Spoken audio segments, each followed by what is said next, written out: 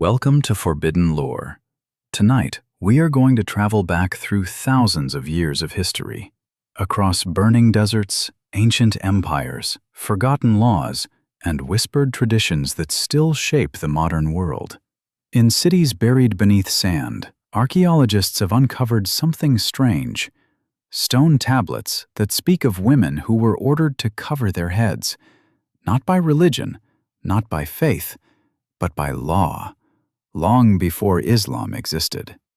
In the ruins of Assyrian kingdoms, there were rules that declared noble women must veil themselves in public, yet enslaved women were forbidden to do so.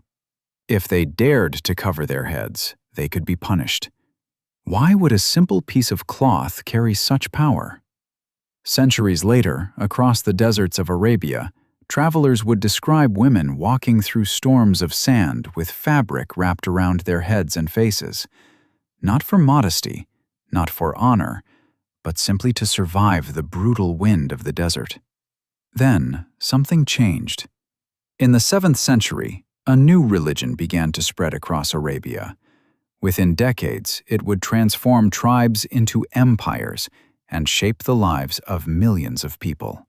Among its many teachings were verses that spoke about modesty, dignity, and the way men and women should present themselves to the world. But here is where history becomes complicated.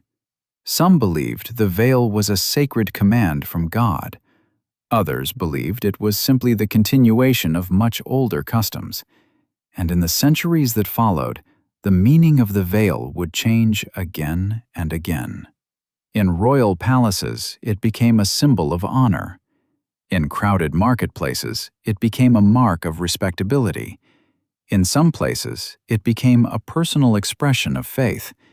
In others, it became a rule enforced by law. Today, the veil is one of the most debated pieces of clothing on earth. For some women, it represents devotion, identity, and freedom.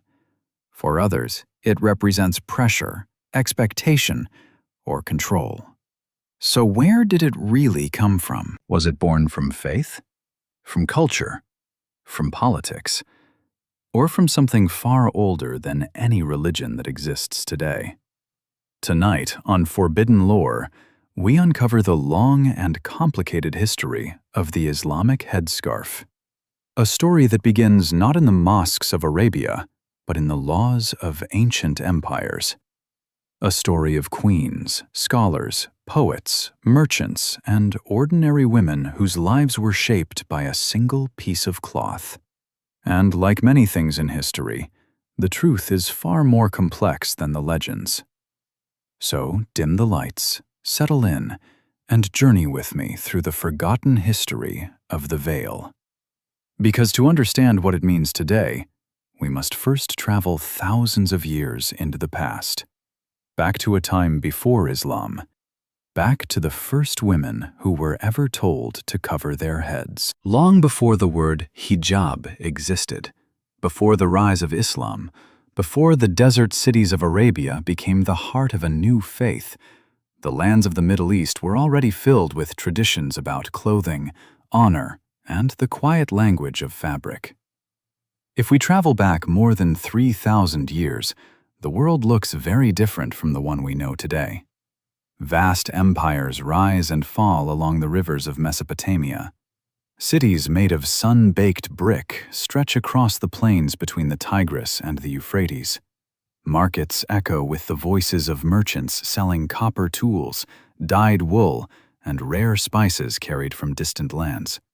Life in these ancient cities is ruled not only by kings and armies, but by laws carved into stone. Some of these laws speak about land, trade, and punishment. Others speak about something far more personal. They speak about how people should dress. Among the ruins of the ancient Assyrian Empire, archaeologists discovered a set of legal codes written nearly 3,000 years ago. These laws are precise and surprisingly detailed. They describe what different people in society are allowed to wear. And within those laws is one rule that seems almost strange to modern readers. Respectable women must cover their heads in public. At the same time, another rule appears right beside it.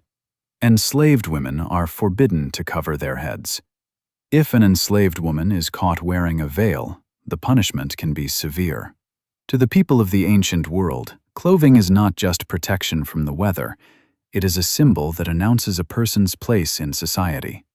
A piece of cloth can reveal whether someone is wealthy or poor, free or enslaved, honored or ignored. In those ancient cities, a covered head is not always about modesty. Sometimes it is about status. A veil can be a public sign that a woman belongs to a respected household. It can show that she is under the protection of a family, a husband, or a powerful lineage. In a world where reputation is everything, such symbols carry enormous weight. But history is not made only of laws and tablets, it is also made of stories. Among the fragments of old Mesopotamian legends, there is a tale whispered by later storytellers about a young temple servant who lived in the city of Nineveh.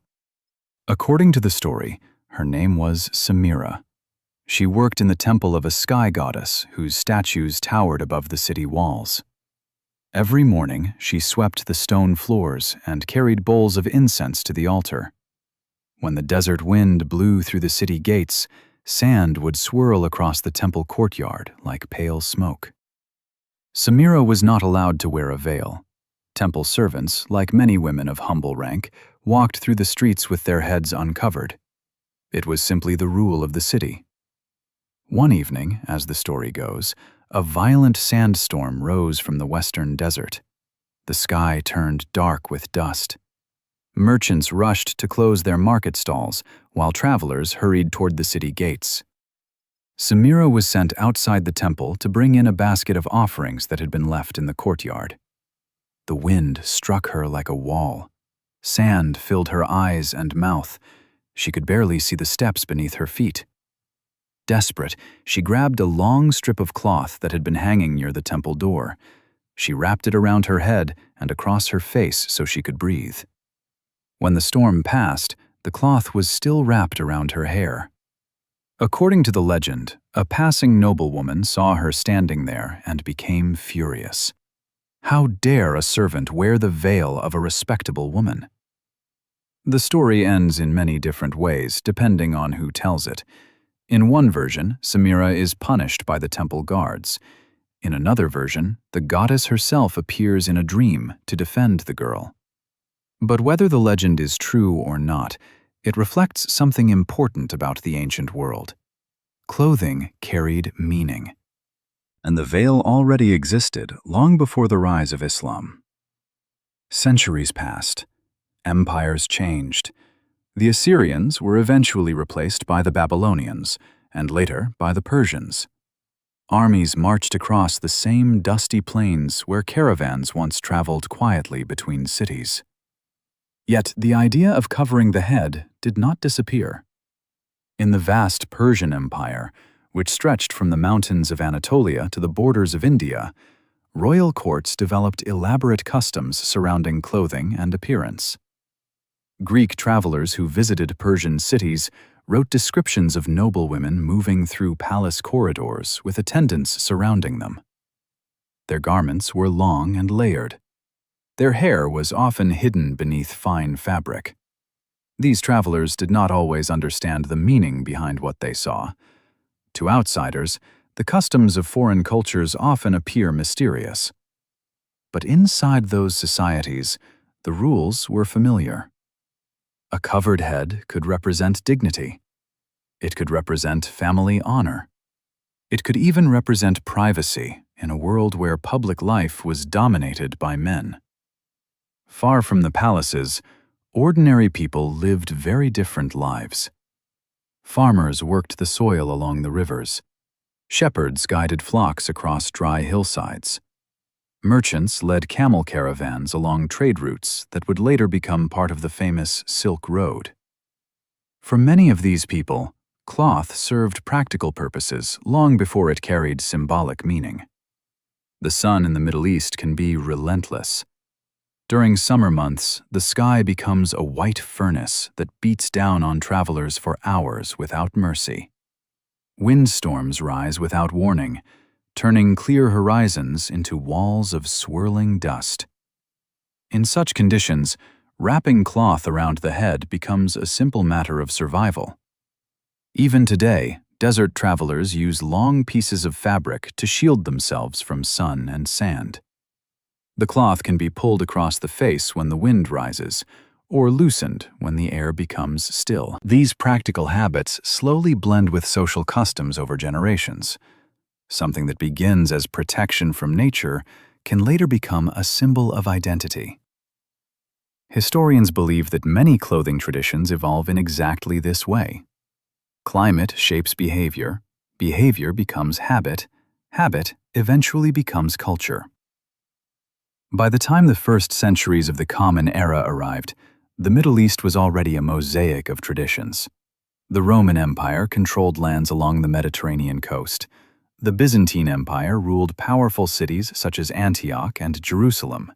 To the east, the Persian Empire remained one of the most formidable powers in the world. Across these regions, different communities developed their own expectations about clothing and modesty. In some cities, upper-class women covered their hair when appearing in public. In others, the practice was less strict. Religious traditions also played a role. Early Christian communities sometimes encouraged women to cover their heads during worship. Jewish customs in certain regions carried similar expectations about modest appearance. The idea of covering the head was not tied to one single culture or belief system. It appeared again and again in different forms across many societies, like a thread woven through the fabric of history. Meanwhile, far to the south of these great empires lay the vast Arabian Peninsula. Compared to the monumental cities of Persia and Byzantium, Arabia was a quieter place. Much of the land was dominated by desert and scattered oases where tribes gathered around wells and palm groves. Life here followed rhythms older than any empire. Caravans moved slowly across the sand, carrying incense, leather, spices, and precious stones between southern Arabia and the markets of Syria. Tribal poets recited verses beside night fires while camels rested nearby under the stars. Women in these communities lived lives shaped by both hardship and resilience. Some worked beside men tending animals or preparing food for long journeys. Others played vital roles within extended families that formed the backbone of tribal society. And like desert travelers everywhere, many people wrapped cloth around their heads simply to endure the harsh environment. Long scarves and shawls were common across the region. They protected hair and skin from burning sunlight. They shielded faces when sandstorms swept across the dunes. No single style existed. Each tribe had its own preferences, colors, and patterns. At this point in history, the headscarf was not yet the powerful symbol it would later become. It was simply one piece of clothing among many. Yet the stage was already being set, because in the early 7th century, something extraordinary was about to happen in Arabia. A new religious message would emerge from the city of Mecca. Within a single lifetime, it would transform scattered tribes into a growing community united by faith. And as that community grew, people would begin to ask new questions about how men and women should live, behave, and present themselves to the world. Among those questions was one that had echoed quietly across centuries of human history. Should women cover their heads? And if so, why? The answer to that question would shape cultures, inspire devotion, spark debate, and influence the lives of millions of people for more than 1,000 years. But that story has not begun yet. For now, the deserts of Arabia remain quiet beneath the night sky.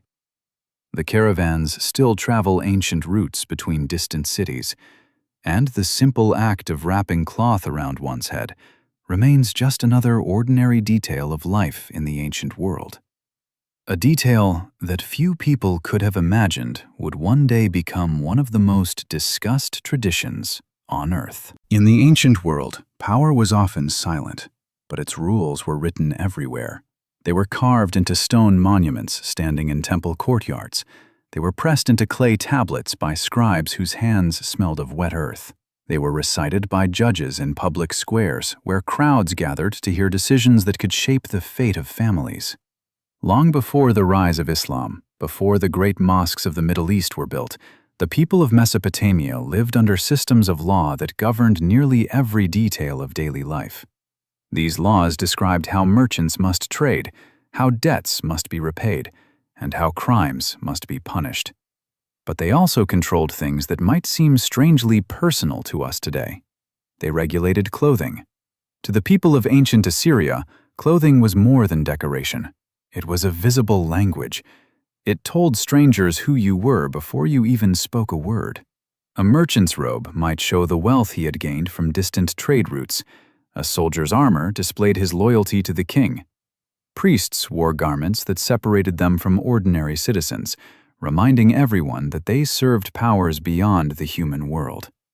Women were part of this system of visible symbols as well, and among the most important of these symbols was the veil. Historians studying the Middle Assyrian laws discovered something remarkable. These laws did not simply mention veiling as a casual custom. They treated it as a rule enforced by the state. According to the tablets, certain women were required to veil themselves when walking in public spaces. Wives of respectable households, widows who maintained honorable reputations, daughters from established families. For them, the veil was not optional. It was a sign that they belonged to the protected social order of the city. But beside that rule stood another one that reveals how deeply these societies divided people by status. Women who were enslaved were forbidden from wearing the veil. If an enslaved woman dared to cover her head like a free woman, she could be publicly punished. The law describes harsh penalties meant to prevent anyone from confusing her status. To modern readers, these rules can feel unsettling. Yet they reveal something important about the world of the ancient Near East. The veil was not originally created as a universal symbol of modesty. It was a marker of hierarchy. It separated the protected from the unprotected, the honored from the powerless. In crowded marketplaces where hundreds of strangers passed each other every day, such symbols helped people instantly understand the invisible structure of society. One glance could reveal a person's place in the world. But laws written on clay tablets do not always tell the full story of how people lived. Behind every rule were human lives, full of quiet negotiations and unexpected moments. Imagine the streets of an Assyrian city during the height of summer. The air vibrates with heat rising from stone walls. Donkeys pull carts loaded with sacks of grain. Bronze tools hang from wooden stalls where craftsmen call out to passing customers. In the center of the city stands a towering temple dedicated to powerful gods who were believed to control storms, harvests, and the fate of kings. Women move through these streets in many different ways. Some walk quickly with servants at their sides, their heads wrapped in fine fabric that drapes over their hair and shoulders. Their clothing signals wealth and protection. Others move more cautiously, carrying baskets or jars of water. Their heads remain uncovered, their lives defined by work and survival rather than social prestige. To outsiders, the differences might seem small. But within the city, these details carried enormous meaning. Stories from later generations speak of moments when these rules were tested. One old tale from the northern regions of Mesopotamia tells of a traveling merchant who arrived in a city during a festival honoring the local gods. The streets were crowded with musicians, dancers, and vendors selling sweet cakes made with honey and dates. Pilgrims from distant villages had come to offer prayers and gifts at the temple gates. Among them walked a young woman wrapped in a simple veil. The merchant noticed her because she moved nervously through the crowd, glancing over her shoulder as if she expected to be followed. When she reached the temple steps, 2 city guards approached her. They demanded to know the name of her family. According to the legend, the woman hesitated. Her voice trembled as she tried to answer. The guards realized something was wrong. When they removed the veil from her head, they discovered that she was not the daughter of a respected household at all. She was an escaped servant who had fled from a distant estate and hoped to disappear among the festival crowds. In some versions of the story, she is punished by the authorities. In others, a sympathetic priest allows her to escape under the cover of night. The truth behind the tale is impossible to verify, yet stories like this reveal how powerful clothing symbols had become in the ancient world. A single piece of cloth could determine whether someone was treated with respect or suspicion. Centuries passed, and the great Assyrian Empire eventually collapsed beneath waves of invasion and rebellion. New kingdoms rose in its place.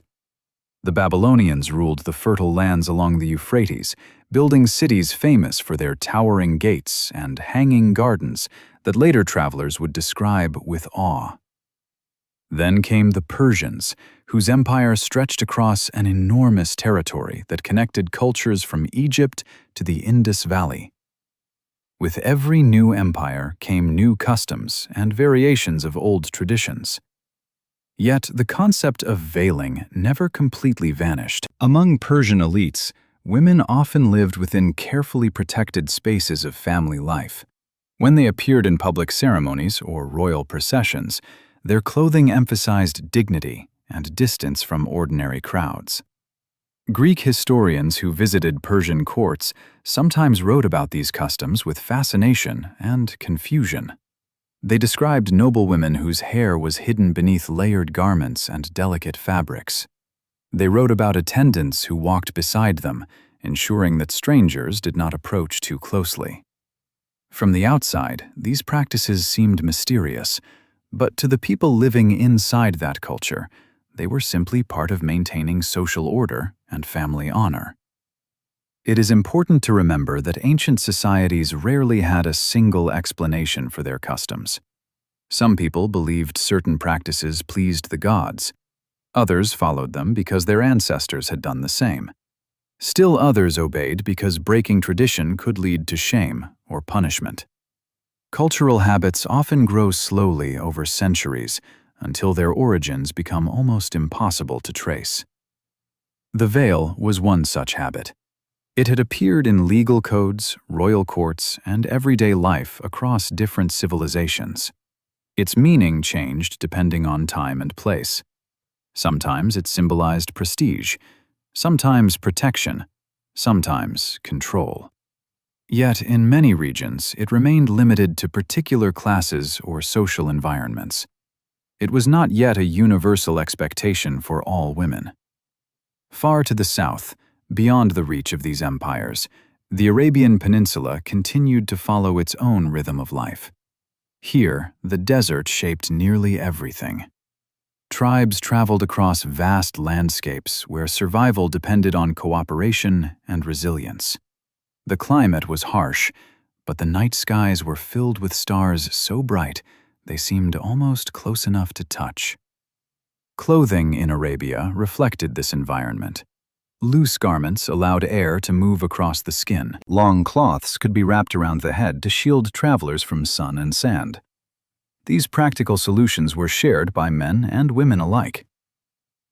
At this point in history, the idea of veiling in Arabia had not yet become the structured social symbol it had been in cities like Nineveh or Babylon.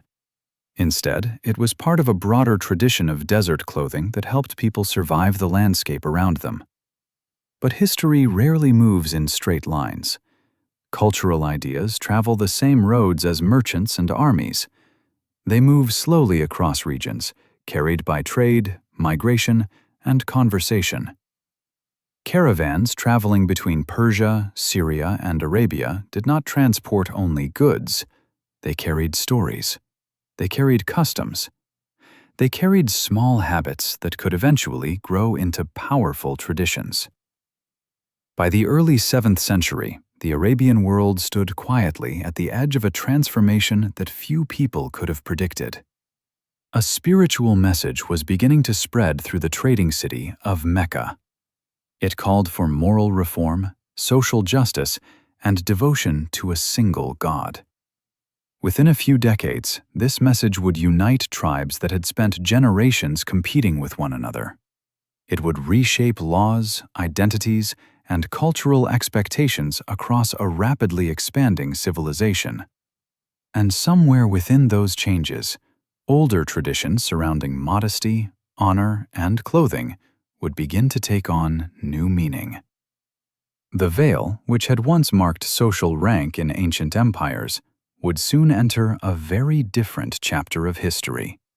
A chapter that would forever link it with religion, belief, and the lives of millions of women across the world. But before that transformation begins, we must first understand the society into which this new faith would emerge.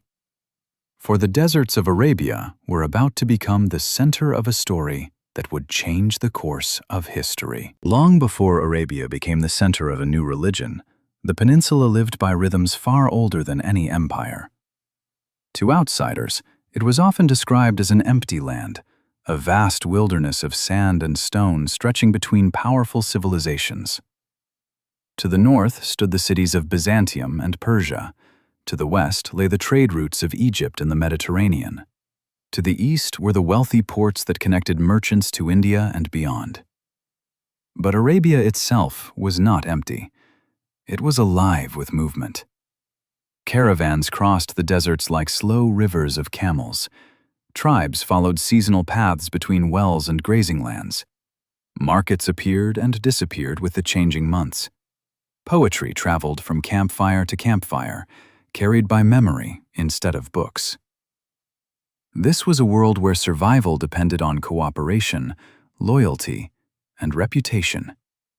In the desert, a person's honor could determine whether strangers offered shelter or turned them away at the edge of a camp. For this reason, identity mattered deeply. Tribal lineage was carefully remembered across generations. Stories about ancestors were recited with pride.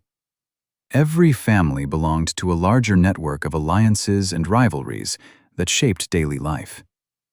Women played complex roles within this society. Some historians have described pre-Islamic Arabia as harsh for women, while others have pointed out that tribal life often required their active participation. Women could manage property, compose poetry, advise family leaders, and maintain the bonds that held extended families together. In the great seasonal markets, such as the famous gathering at Ukaz, poets competed in public recitations, while traders displayed goods from distant lands. These gatherings were not only commercial events, but also cultural festivals, where tribes exchanged news, alliances, and stories. Among the crowds moved women wearing a wide variety of clothing styles.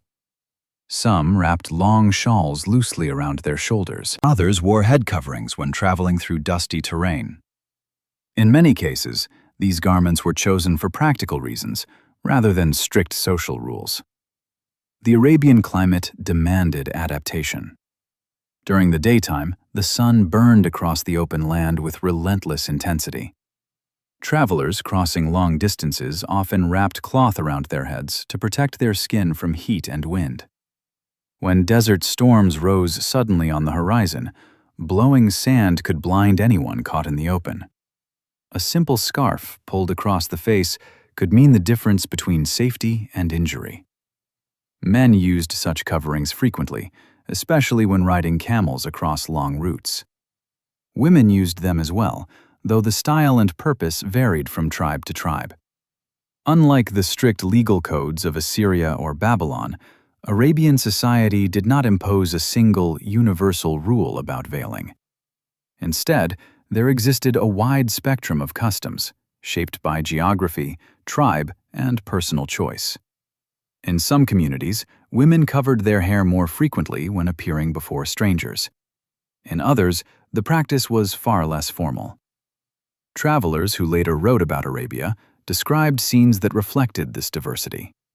Caravans arriving at desert wells might encounter women carrying water jars with their heads uncovered, their hair braided and decorated with simple ornaments. In another settlement, women might pull long cloths around their shoulders, and partially across their hair when outsiders entered the camp.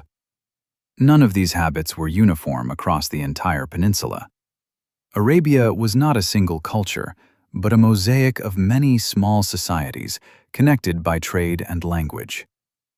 Yet there was one powerful force that influenced nearly every aspect of life in the desert: the environment itself. Sand and wind shaped the clothing of both men and women in ways that outsiders sometimes misunderstood. Long garments protected the body from harsh sunlight. Loose fabrics allowed air to circulate, cooling the skin during long journeys. Head coverings shielded the eyes from glare and dust. What might appear to later observers as a symbol of modesty often began as a simple adaptation to survival. But clothing also carried subtle meanings beyond practicality. Within tribal societies, reputation was closely guarded. Families took pride in the dignity of their daughters and wives. Personal behavior reflected not only on the individual, but on the honor of the entire clan. In some communities, this led to expectations about how women should present themselves when interacting with men outside their immediate family. These expectations were rarely written down in laws. Instead, they existed within shared understandings passed through generations. A young girl might learn from her mother how to behave in public spaces. An elder might gently remind a traveler to show respect when entering another tribe's territory. Over time, such customs could grow stronger, especially in regions where contact with neighboring empires introduced new ideas about status and propriety. Trade played a major role in this process. Arabia was not isolated from the wider world. In fact, it stood at the crossroads of several major commercial routes. Caravans carrying frankincense and myrrh traveled north toward the wealthy cities of the Mediterranean. Merchants from Syria and Persia brought textiles, metal goods, and glassware into Arabian markets. With these goods came stories about distant lands. A trader returning from Persia might describe the grand palaces of royal courts, where noble women lived behind guarded walls. Another traveler might speak of Byzantine cities, where Christian traditions encouraged women to cover their heads during worship. Such accounts did not always lead to immediate change, but they introduced new possibilities. Cultures often borrow ideas slowly, blending them with local traditions until something new emerges. Among the storytellers of the Arabian desert, there are many legends that reflect this blending of influences. One such tale speaks of a poetess known as Layla of the Western Dunes. According to the legend, Layla traveled with her tribe across the long trade route between southern Arabia and the markets of Syria. She was famous for her voice, which could hold an audience silent even on the coldest desert nights. When the tribe gathered around the fire after sunset, Layla would stand before them, wrapped in a deep blue shawl that covered her head and shoulders. Some said she wore it because the desert wind irritated her eyes. Others believed it was simply her personal style. But the storytellers added another explanation. They said Layla once met a traveler from the north who described the customs of distant cities where women covered their hair as a sign of dignity. The story claims that Layla adopted the blue shawl after hearing those tales, transforming it into a symbol of her independence as a poet who walked between many cultures. Whether the story is true or not hardly matters. What matters is that it reveals how people of the time understood clothing as something flexible and evolving. A headscarf could be practical. It could be symbolic. It could even become part of a personal identity. The Arabian world before Islam was full of such variations. Religious beliefs were equally diverse. Many tribes practiced forms of polytheism, honoring local gods connected to nature, ancestry, or regional shrines. Sacred stones and small temples marked places of spiritual significance. Yet Arabia also contained Jewish communities, Christian settlements, and individuals who followed monotheistic traditions that rejected the worship of multiple gods. This mixture of ideas created an environment where conversations about morality, identity, and divine guidance were already taking place long before the rise of Islam. In cities like Mecca, these conversations became especially intense. Mecca was not only a religious center, but also a thriving commercial hub. Merchants from different cultures gathered there to trade goods and exchange news from distant regions. The famous sanctuary, known as the Kaaba, stood at the heart of the city, attracting pilgrims from across Arabia who came to honor their tribal gods. Within this busy environment lived families whose lives combined tradition with the influences of the wider world.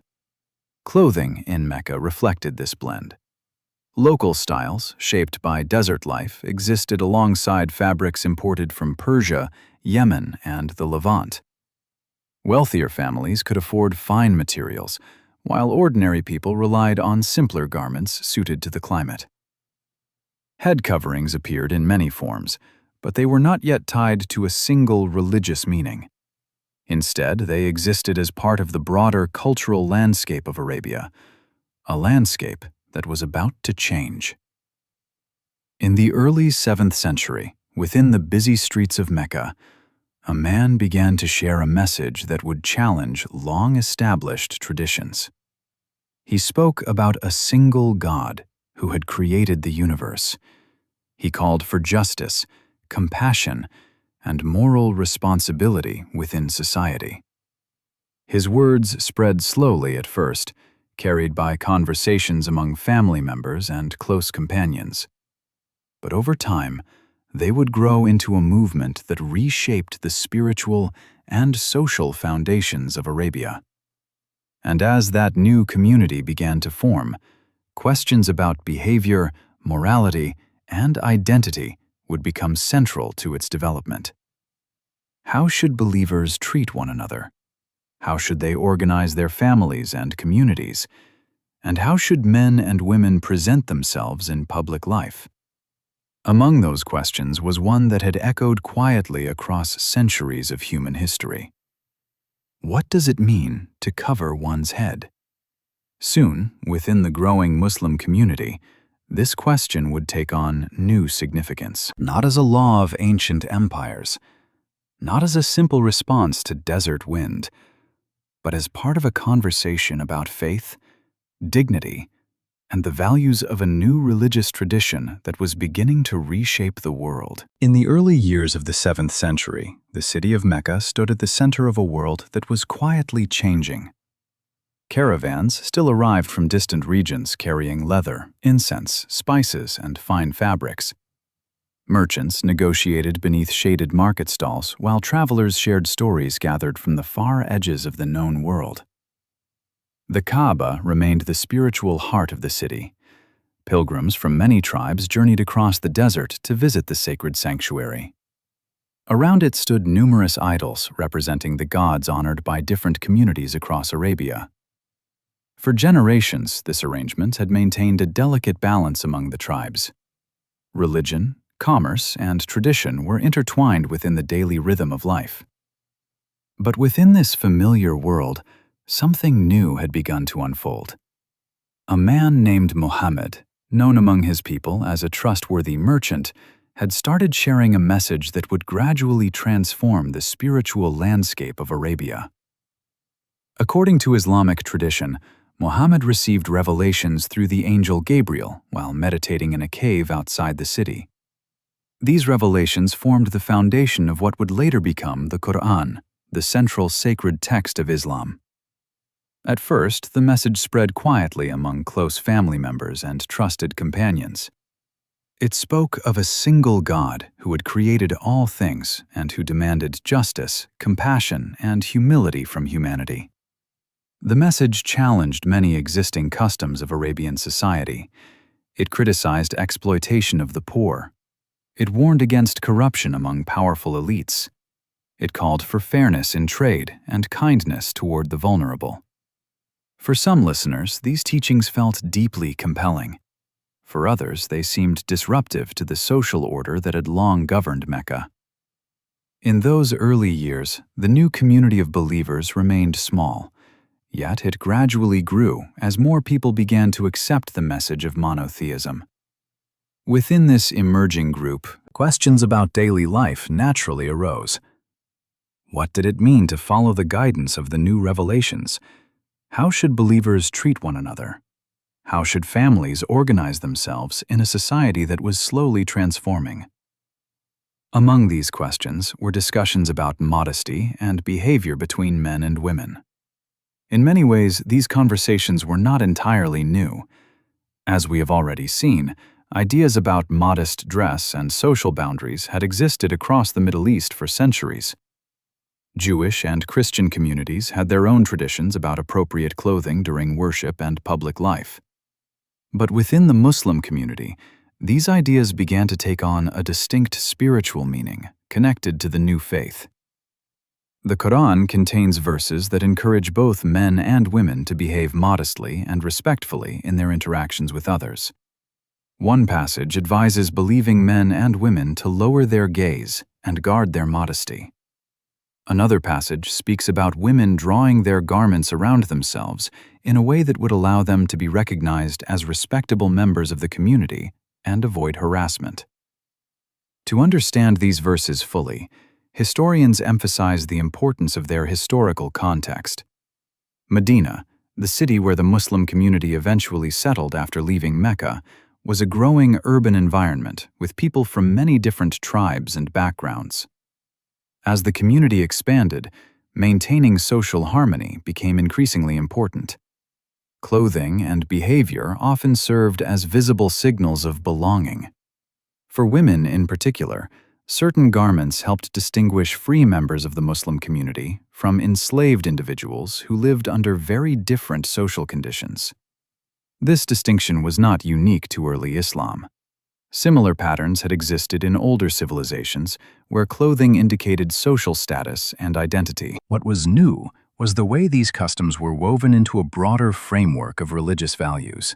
Within Islamic teachings, modesty was not presented as a rule directed only at women. Men were also instructed to behave with humility and self-control. The emphasis was meant to shape a community defined by dignity, mutual respect, and moral discipline. But as with many religious traditions, the interpretation of these ideas would evolve over time. The earliest Muslim community did not yet possess the vast legal systems that later scholars would develop. Much of daily life was guided by shared understanding, cultural habits, and the gradual clarification of religious principles. Stories from the early Islamic period sometimes reflect this evolving process. One frequently told account describes an incident in Medina during the first years of the Muslim community. According to the narrative, women would occasionally walk through the city at night to visit nearby gardens or to perform household tasks outside their homes. The streets were not always safe after dark. Groups of young men sometimes lingered in the shadows, and travelers passing through the city did not always respect local customs. In response to such concerns, verses were revealed encouraging believing women to draw their outer garments around themselves more closely when appearing in public spaces. The intention, according to many traditional interpretations, was to help identify them as members of the Muslim community so that they would be treated with respect. Over time, these teachings became part of broader conversations about modest dress. Different scholars offered different explanations about how the guidance should be applied. Some emphasized loose clothing that covered the body. Others focused on the idea of modest presentation rather than specific garments. Within this process, the concept of the head covering gradually gained prominence. It was not invented entirely from nothing. As we have seen, head coverings already existed across the Middle East for both practical and cultural reasons. But within Islamic tradition, they began to take on an additional layer of religious meaning. For many believers, the covering of the hair became an expression of devotion and humility before God. Yet it is important to recognize that practices varied widely across the rapidly expanding Muslim world. After the early Islamic community established itself in Medina, the new faith spread with remarkable speed. Within a few decades, Muslim armies and merchants carried the religion far beyond Arabia. They entered regions that had been shaped for centuries by Persian, Byzantine, and other cultural traditions. In each of these places, local customs blended with the emerging Islamic identity. Clothing styles changed depending on climate, social structure, and regional heritage. A head covering in one city might look completely different from the garment worn in another. Some women covered only their hair. Others adopted garments that also concealed the neck or shoulders. In certain elite environments, especially within royal courts influenced by Persian traditions, more elaborate forms of seclusion developed. Yet among ordinary people, daily life often remained practical and flexible. Farmers working in fields adapted their clothing to the demands of labor. Traders traveling along desert roads dressed for endurance rather than ceremony. The diversity of these practices reminds us that history rarely follows a single, clear path. Religious teachings interact with culture, politics, and environment in ways that create many different expressions of the same basic ideas. For the early Muslim community, modest dress was part of a broader vision of social ethics. It existed alongside teachings about charity, honesty in business, compassion toward the poor, and responsibility within family life. But as the centuries passed and Islamic civilization expanded into one of the largest cultural spheres on Earth, interpretations of these ideas would continue to evolve. Scholars would debate the meaning of Scripture. Rulers would impose regulations reflecting their own political goals. Communities would adapt traditions to fit local circumstances. And through all of these changes, the simple act of covering the head would gradually transform into one of the most recognizable symbols associated with Muslim identity. Yet, at the beginning of this story, during those first years in the city of Medina, the future was far from clear. The Muslim community was still young. Its members were focused on survival, unity, and the challenge of building a society based on principles they believed had been revealed by God. They could not yet imagine how far their faith would spread, nor could they foresee how deeply its customs would shape the lives of future generations across continents and centuries. The desert winds still moved quietly across the Arabian Peninsula. Caravans continued to cross the long trade routes beneath endless skies. But within the small gatherings of believers who listened to the recitation of new revelations, a transformation had already begun, one that would carry the traditions of Arabia far beyond the desert, and with them, the evolving story of the veil. When the early Muslim community settled in the city of Medina, life entered a new and uncertain chapter. The believers who had left Mecca behind were not simply migrants searching for a new home. They were the foundation of a growing society built around a shared faith that was still unfolding day by day. Medina was very different from Mecca. Instead of a crowded trading hub dominated by powerful merchant families, Medina was a patchwork of farms, palm groves, and tribal neighborhoods. Date palms stretched across the horizon, and irrigation channels carried precious water through the fields. The city was home to Arab tribes, Jewish communities, traders, farmers, and travelers who had arrived from many different regions. It was in this diverse and sometimes fragile environment that the early Muslim community began to organize its daily life. New rules were not created all at once. Instead, they developed gradually as situations arose and guidance was sought through the teachings of the Quran and the example of the Prophet Muhammad.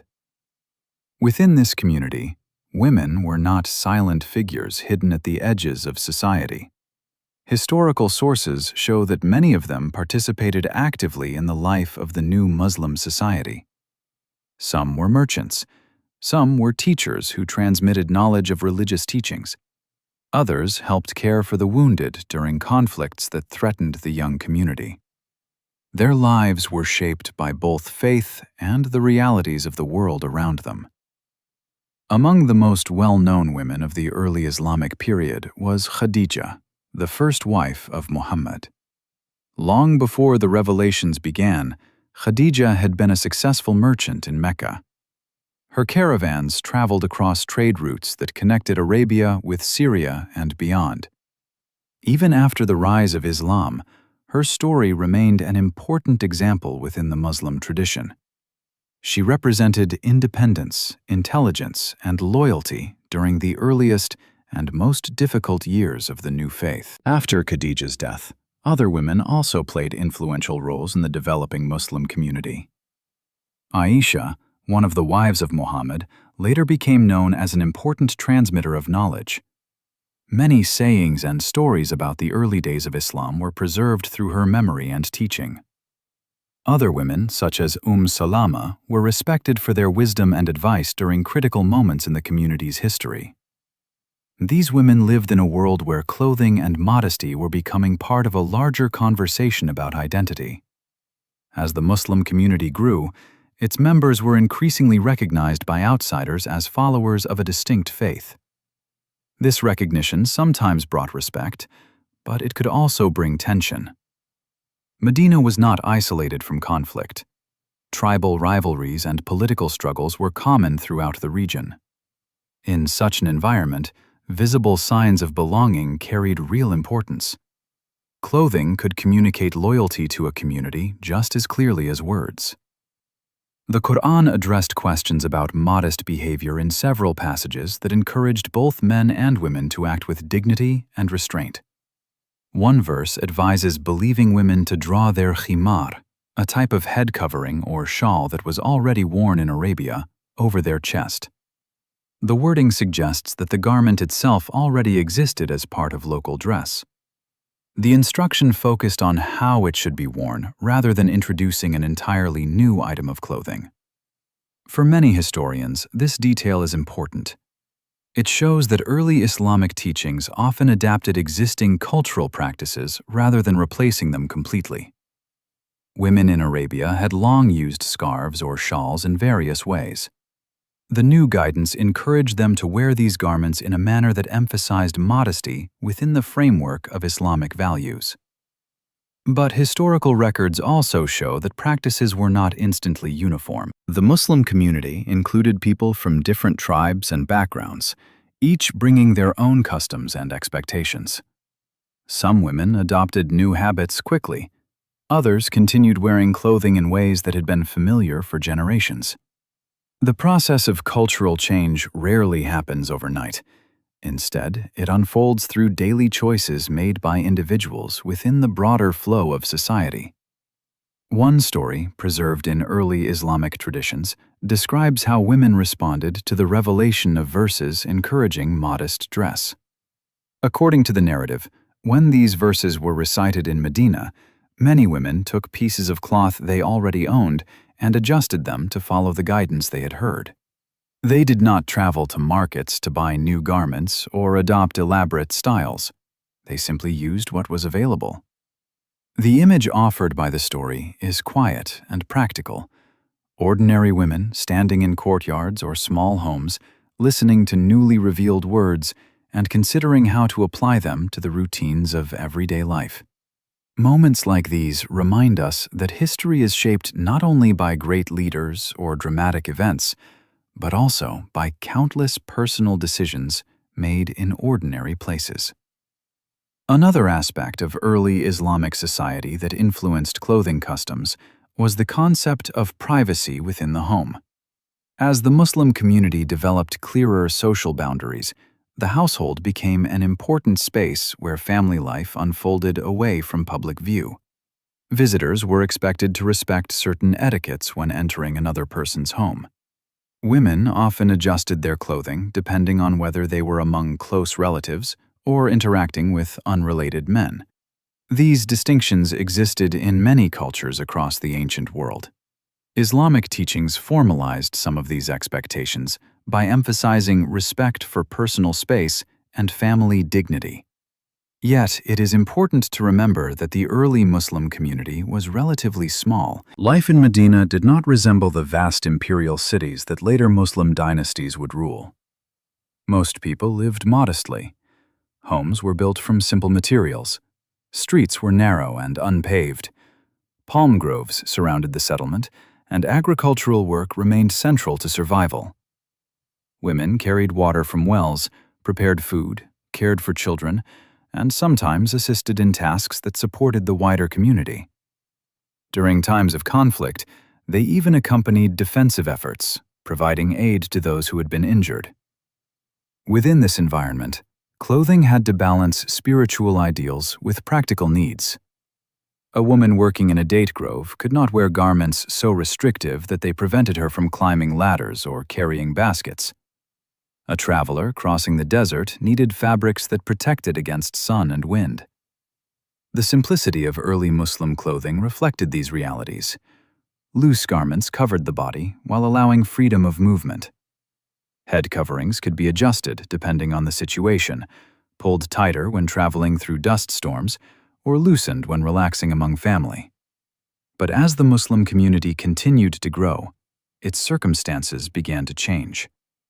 Within a few decades after the death of Muhammad, Muslim armies and traders spread across vast territories that had once belonged to the Byzantine and Persian empires. Cities like Damascus, Cairo, and Baghdad would soon become centers of culture, scholarship, and political power. With this expansion came encounters with many different traditions of dress and social organization. Royal courts introduced new ideas about status and ceremony. Urban life created different expectations about public appearance. Wealth allowed the use of finer fabrics and more elaborate garments. Slowly, the simple clothing of the early community evolved into a wide variety of regional styles. The head covering remained part of that evolution. In some regions, it grew into elaborate veils associated with noble households. In others, it remained a modest scarf worn during daily activities. These variations remind us that the meaning of the veil has never been fixed in a single form. Even within the earliest Muslim society, the practice developed gradually through interpretation, adaptation, and cultural exchange. For the women who lived during those first years in Medina, the veil was not yet a global symbol debated across continents. It was simply part of the ongoing process of building a new community. A community that was still discovering what it meant to live according to the guidance they believed had come from God. They could not yet see the centuries of history that would follow.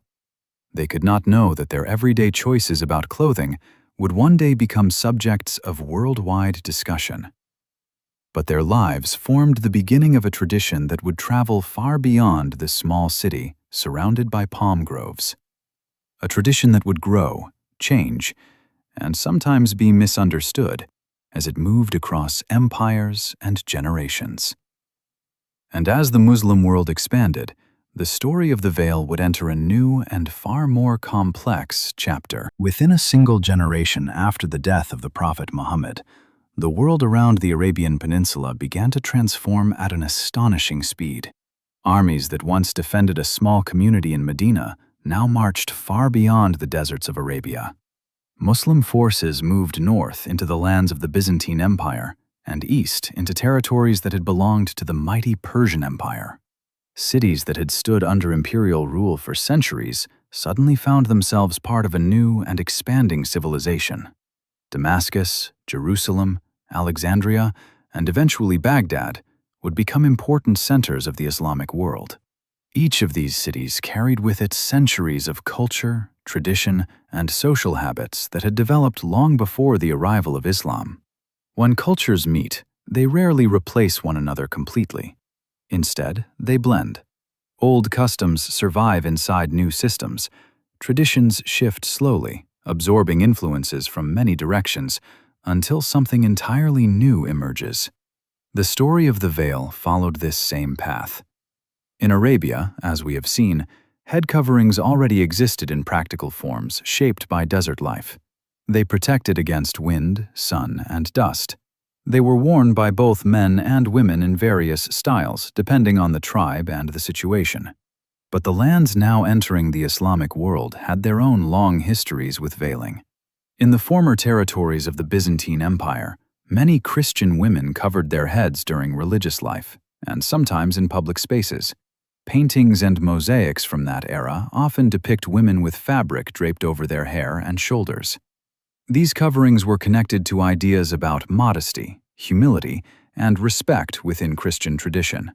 Farther east, the Persian world had developed an even more elaborate system of social separation among the upper classes. In the royal courts of the Sasanian Empire, noble families often protected the privacy of their women through carefully controlled social spaces. Women of high status sometimes appeared in public only with attendants, their faces partially concealed by veils. To outsiders, these practices could appear mysterious or even restrictive, but within Persian culture, they were linked to powerful concepts of honor, prestige, and family dignity. When Muslim rule spread into these regions, the new political leadership did not erase every local tradition. Instead, many customs continued to exist alongside Islamic teachings. Arab administrators governed cities where Persian aristocrats still maintained influence. Christian and Jewish communities continued practicing their faith under agreements that allowed them religious autonomy. Daily life in these early Islamic territories was therefore shaped by a mixture of cultures. Markets filled with goods from many lands, languages blended together in crowded streets. Clothing styles reflected this diversity. For women, the veil gradually became one of the visible points where these influences overlapped. In some cities, Muslim women adopted styles of head covering that resembled garments already worn by local populations. In others, older traditions faded, while new interpretations of modest dress developed. This process was rarely controlled by a single authority. Instead, it unfolded slowly through countless small decisions made by families and communities adapting to their changing world. Travelers moving across the early Islamic Empire sometimes described these differences with fascination. A merchant leaving the desert towns of Arabia might arrive in Damascus and find a bustling city filled with stone buildings, fountains, and shaded courtyards. Women in Damascus might wear long, flowing garments influenced by Byzantine fashion. Their head coverings could be made from fine fabrics imported through Mediterranean trade. Farther east, in the cities of Persia, styles might look different again. Silk from Central Asia, embroidered shawls, and layered veils reflected the wealth and artistic traditions of the region. The veil in these places was no longer only a practical garment for desert survival. It had become part of a larger visual language expressing identity, class, and cultural belonging. At the same time, the Islamic faith itself was growing more organized. Scholars began studying the Quran and the sayings of the Prophet in greater detail. They discussed how religious principles should guide daily life in a rapidly expanding empire. Questions about modesty, gender interaction, and public behavior became subjects of thoughtful debate. Different regions developed slightly different interpretations based on their local customs and scholarly traditions.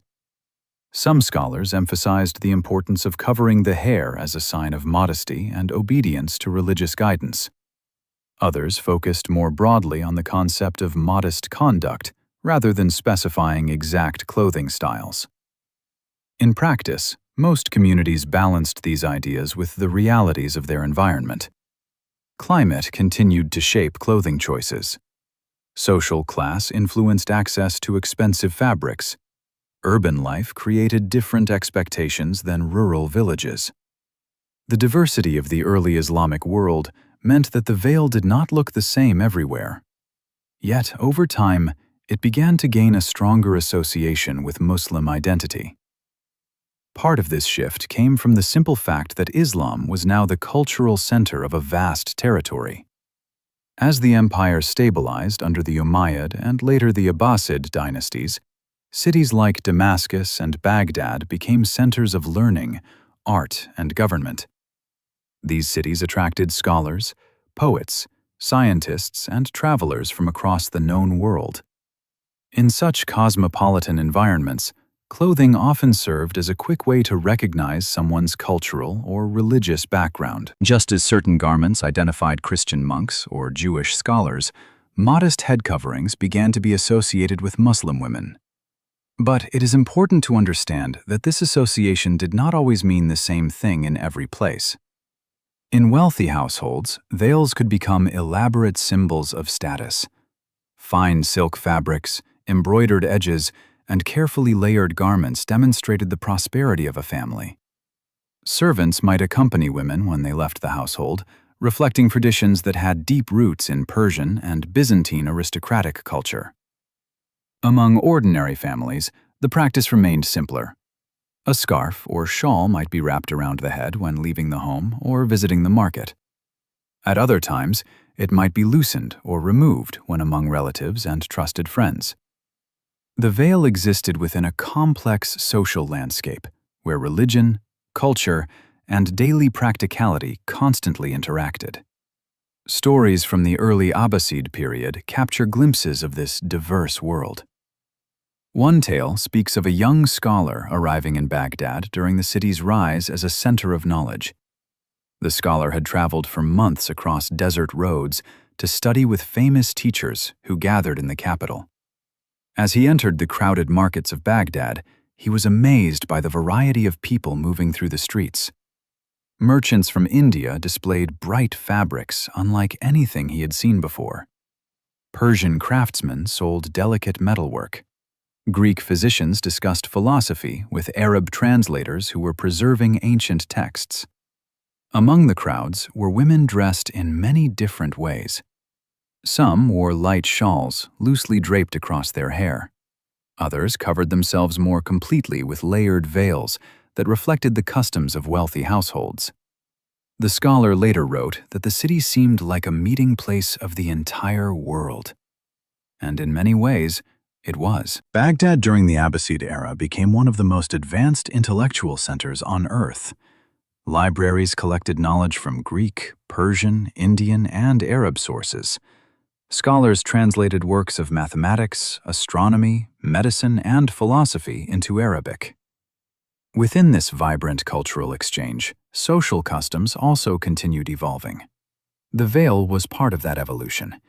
It no longer belonged only to the deserts of Arabia or the ancient laws of Mesopotamia. It had become woven into the daily life of a civilization that stretched across continents. Yet the story was far from finished. As centuries passed, new dynasties would rise and fall. Political power would shift between regions. Trade routes would expand even farther east and west. With every change, the meaning and appearance of the veil would continue to adapt. Sometimes it would symbolize faith, sometimes social status, sometimes cultural identity, and sometimes it would become the center of debates that revealed deeper tensions within society. But before those debates emerged, the Islamic world would enter a period of extraordinary cultural growth.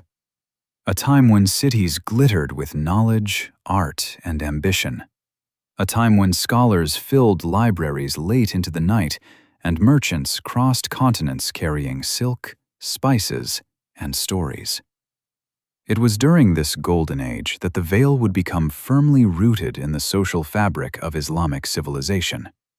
And its story would travel farther than anyone in the early desert community could have ever imagined. By the 8th and 9th centuries, the Islamic world had grown into one of the largest and most sophisticated civilizations on Earth. What had begun as a small community in the oasis city of Medina now stretched across an enormous region that connected the Atlantic Ocean to the borders of India. Along this vast network of lands rose cities that pulsed with commerce, scholarship, and cultural exchange. Among the most famous of these cities was Baghdad. Founded in the 8th century by the Abbasid caliphs, Baghdad quickly became one of the greatest intellectual centers of the medieval world. Its circular design symbolized both order and ambition. At its heart stood the caliphal palace and grand mosques, while surrounding districts filled with scholars, craftsmen, traders, and travelers from every corner of the empire. Markets overflowed with goods from distant lands: silk from China, spices from India, glassware from Syria, and rare manuscripts from the libraries of Greece and Persia could all be found within the city's bustling streets. But Baghdad was not alone. Damascus remained a vibrant cultural center, with gardens fed by ancient irrigation systems. Cairo, rising along the Nile, would soon become a beacon of learning and trade, connecting Africa to the Middle East. Far to the west, the city of Córdoba in Muslim Spain developed into a remarkable hub of philosophy, science, and art. These cities formed a network of knowledge unlike anything the medieval world had seen. Libraries grew larger with each generation. Scholars translated ancient texts into Arabic, preserving and expanding the scientific heritage of earlier civilizations. Mathematicians developed new systems of calculation. Physicians wrote medical treatises that would influence both the Islamic world and Europe for centuries. Within these flourishing centers of learning lived communities whose daily lives blended tradition with intellectual curiosity, and among those traditions were evolving ideas about modesty, family life, and clothing. In urban societies, appearance often carried greater symbolic meaning than it did in rural villages. Crowded streets brought strangers into close proximity. Social status, religious identity, and professional roles were often communicated through clothing. The veil gradually became one of the garments through which these messages were expressed. For many Muslim women in large cities, covering the hair became a common sign of modest presentation in public spaces. Yet the exact style and level of coverage varied widely depending on region, class, and personal preference. A woman from a merchant family in Damascus might wear a light scarf loosely wrapped around her head as she walked through the marketplace with relatives. A woman from a wealthy household in Baghdad might appear in more elaborate garments when traveling through the city with servants. In other settings, such as private homes or gatherings among trusted family members, these coverings could be relaxed or removed entirely. The daily rhythm of life created natural boundaries between public and private space. Urban architecture reflected this separation. Many houses were designed around interior courtyards that allowed families to enjoy fresh air and sunlight away from the view of busy streets. Within these private spaces, women often moved freely without the garments they wore outside. This pattern was not unique to Islamic civilization. Similar divisions between public and private life existed in Byzantine and Persian cities long before the rise of Islam. But within the Muslim world, these customs became connected to religious ideas about modesty and dignity. The result was a complex social landscape in which clothing choices balanced cultural habits, religious interpretation, and practical considerations. Historical writings from this period offer glimpses into the lives of women who navigated these expectations, while participating in the intellectual life of their societies. One such story comes from Baghdad during the height of the Abbasid era. According to historical accounts, there lived a woman known for her extraordinary knowledge of literature and poetry. Her name appears in different sources with slight variations, but she was widely respected among scholars who gathered in the city's learning circles. Despite the cultural expectations of modesty, she continued teaching and debating with male scholars through carefully structured settings that respected social boundaries. In some gatherings, she spoke from behind a curtain while students listened and recorded her insights. In others, she participated through written correspondence exchanged with fellow intellectuals. Her clothing, including the head covering she wore in public, was simply part of the broader etiquette that governed social interactions. What mattered more was the knowledge she carried. Stories like this remind us that historical realities were often more nuanced than modern stereotypes suggest. Women in medieval Islamic cities lived under cultural expectations that emphasized modesty, yet many still found ways to contribute to scholarship, business, and artistic life. Some were patrons of poets and musicians. Others supported charitable institutions, such as hospitals and schools. In many cases, the veil functioned less as a barrier to participation and more as a symbol of social respectability within the cultural framework of the time. Another fascinating example comes from the western edge of the Islamic world. In the city of Córdoba during the 10th century, Muslim Spain experienced an extraordinary flowering of culture and science. Libraries contained hundreds of thousands of manuscripts, and scholars from Christian and Jewish communities worked alongside Muslim intellectuals in translating and preserving knowledge. Women in Córdoba were sometimes known for their education and artistic talent. Historical records describe women who composed poetry, copied manuscripts, and studied subjects ranging from medicine to philosophy. Like their counterparts in other cities, they navigated social customs that encouraged modest dress in public settings. Yet within the intellectual salons and private gatherings of Córdoba's elite circles, ideas flowed freely across cultural boundaries. Clothing did not silence conversation. Instead, it existed as part of the social etiquette that structured interaction within a complex and diverse society. Over time, the veil became a familiar feature of urban life throughout much of the Islamic world. Travelers writing about cities from Morocco to Central Asia often noted the sight of women moving through markets with scarves or veils that distinguished them from male crowds. Yet the diversity of these garments remained striking. In some places, the veil covered only the hair and neck. In others, it included additional layers that concealed more of the face. Climate, wealth, and regional aesthetics all influenced these variations. Even colors could carry meaning. Dark fabrics were common in certain regions, while lighter materials appeared in warmer climates where heat demanded breathable cloth. The veil was not a single uniform garment. It was a category that included many different styles shaped by local tradition. As the centuries passed, the presence of these garments became deeply woven into the social fabric of Islamic civilization. For many communities, they symbolized dignity and religious identity. For others, they reflected inherited customs that had evolved over generations. Yet beneath this outward stability, the world itself continued to change. Trade routes expanded across the Indian Ocean and into sub-Saharan Africa. New dynasties rose to power, bringing fresh cultural influences into the Islamic sphere. Political struggles sometimes disrupted the peaceful exchange of ideas that had defined the earlier centuries of the Abbasid Golden Age. Cities that had once been united by scholarship and commerce now faced new challenges as power shifted between rival rulers. Through all of these changes, the veil remained present, adapting quietly to the circumstances of each era. Its meaning continued to evolve, shaped by forces far beyond the control of any single community.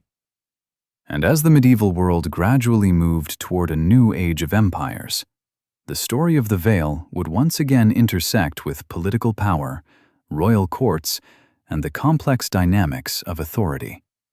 Because in the centuries ahead, another great empire would rise from the crossroads between Europe and Asia. An empire whose capital city would sit beside a glittering strait where continents meet. And within that empire, the traditions surrounding the veil would take on yet another form in the long and unfolding history of this remarkable garment. As the centuries passed and the Islamic world expanded across continents, power began to gather in new centers. Great cities continued to flourish, but alongside the busy markets and scholarly halls, there existed another world, one far removed from ordinary life, the world of royal courts. Within the palaces of powerful dynasties, rulers surrounded themselves with layers of ceremony, tradition, and authority. Kings, caliphs, and sultans governed vast territories that stretched across deserts, mountains, and seas. Their decisions shaped the lives of millions, yet inside the palace walls, daily life followed a rhythm very different from the streets outside. Guards stood at great gates carved with intricate designs. Courtyards filled with fountains reflected the sky like quiet mirrors. Servants moved silently through shaded corridors, carrying trays of food, letters, and delicate objects crafted by the finest artisans. In these palaces lived not only rulers and their advisors, but also extended royal families whose presence formed an important part of courtly life. Among them were the women of the palace. Their world was shaped by both privilege and restriction. Royal women often enjoyed immense wealth. They wore garments made from rare fabrics, silk woven with threads of gold, and jewelry crafted by master jewelers from across the empire. Yet their lives were also structured by customs designed to protect the privacy and prestige of the ruling family. These customs were not entirely new.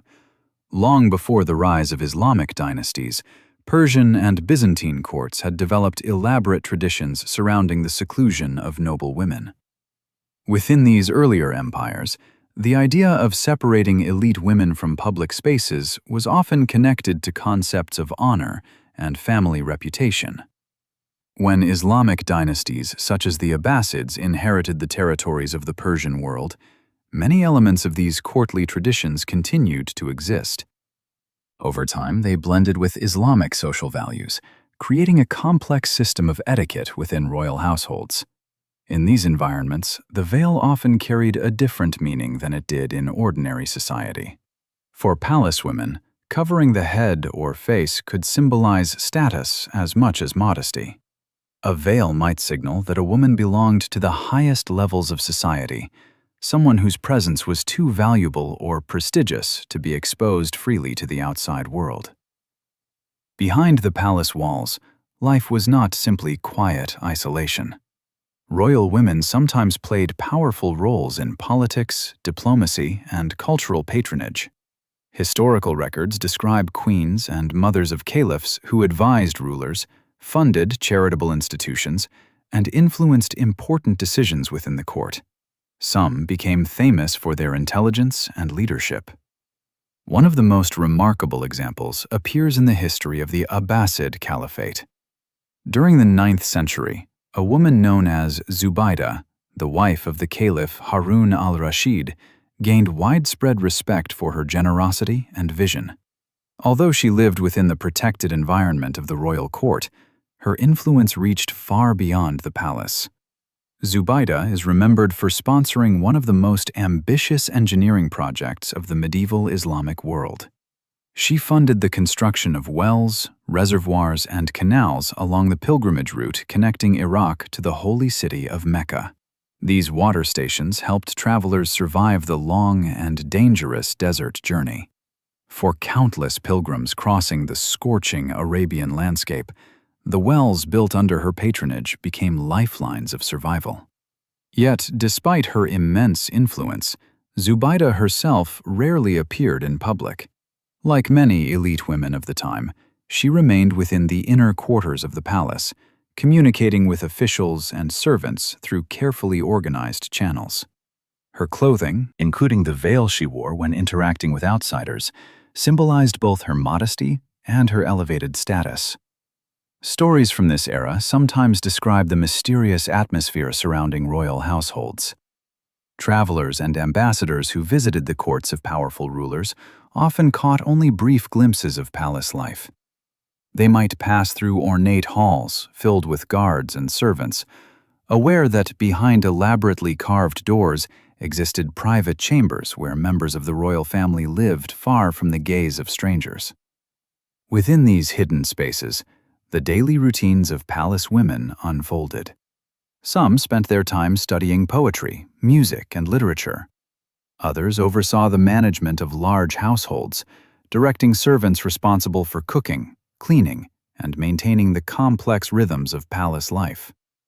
Young members of the royal family were educated in language, religion, and the arts. Despite the walls that separated them from the outside world, many palace women developed deep intellectual interests. Libraries inside royal compounds sometimes contained rare manuscripts gathered from across the empire. Skilled tutors taught reading, writing, and religious scholarship. In these quiet chambers, knowledge continued to grow, even if much of it remained hidden from public view. The veil in such environments served several purposes. It marked the boundary between private and public life. It protected the dignity of women whose families held immense political power. And, perhaps most importantly, it reinforced the idea that royal households existed on a different social level from ordinary society.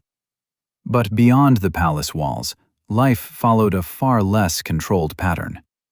In markets, farms, and villages across the Islamic world, women continued living lives shaped by practical concerns rather than royal etiquette.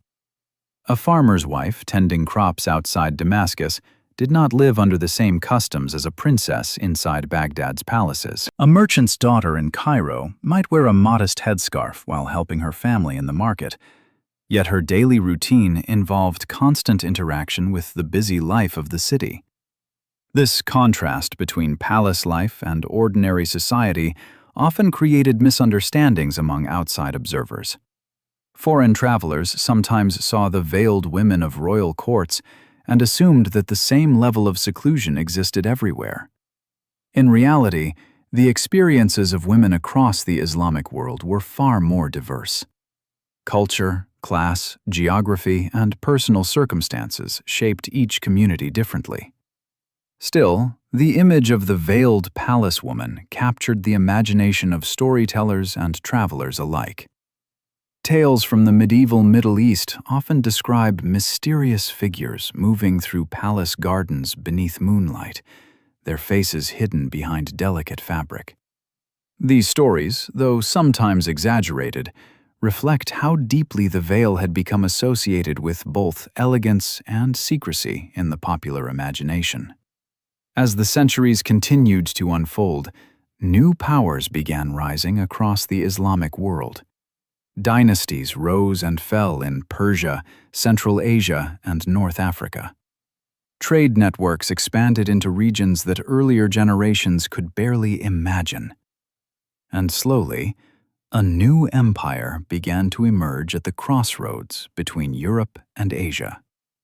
Its capital would eventually stand beside a narrow waterway where ships passed between two continents. This empire would inherit the legacies of both Byzantine and Islamic civilizations. Within its cities, the traditions surrounding the veil would evolve once again, shaped by new political realities and cultural influences. The story of the veil was far from finished. It was moving steadily into another chapter, one written not only in palace halls, but also in the bustling streets of a rising imperial capital that would soon command the attention of the world. By the time the medieval Islamic world reached its height, its influence stretched across an astonishing landscape. From the Atlantic shores of North Africa to the distant cities of Central Asia, a vast web of trade routes connected cultures that had once existed in isolation. Caravans moved slowly across deserts, mountain passes, and fertile valleys, carrying not only goods, but ideas, languages, and traditions. Among the most famous of these networks was the Silk Road.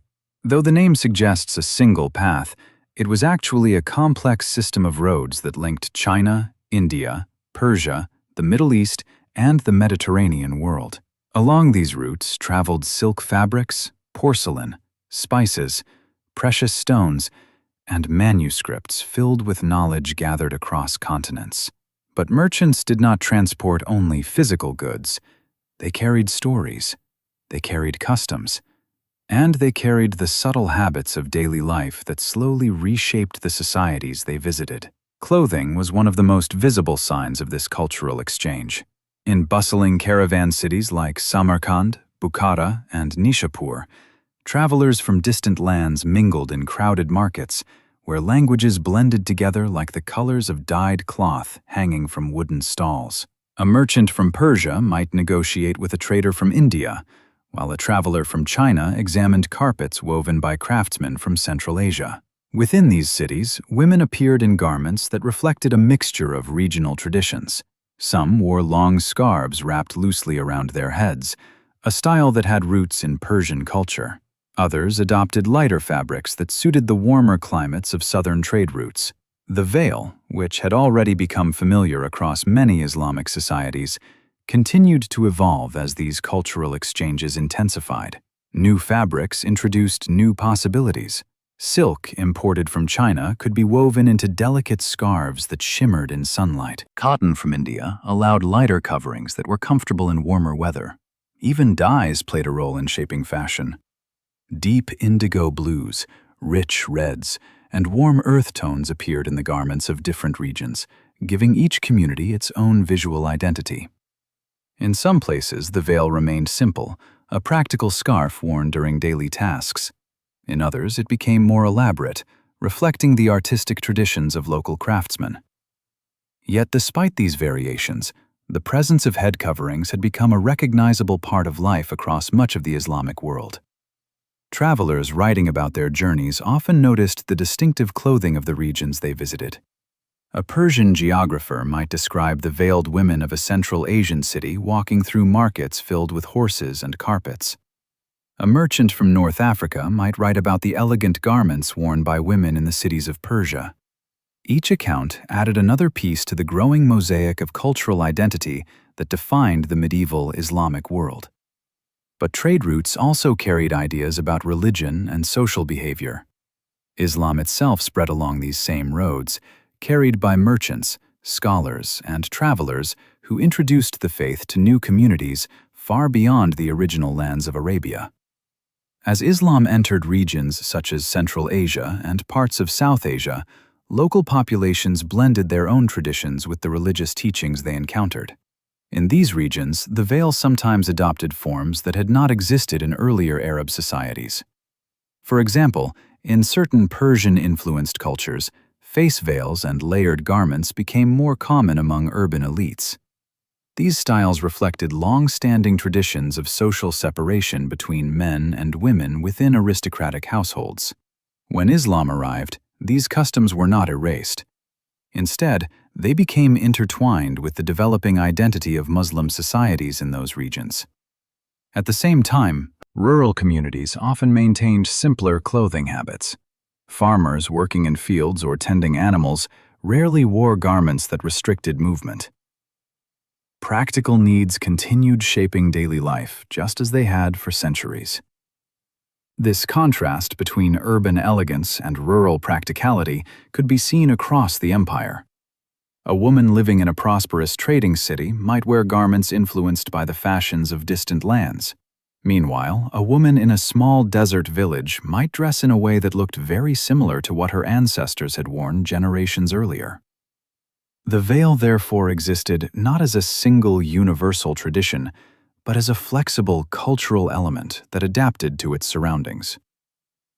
Stories from travelers along the Silk Road capture the spirit of this diverse world.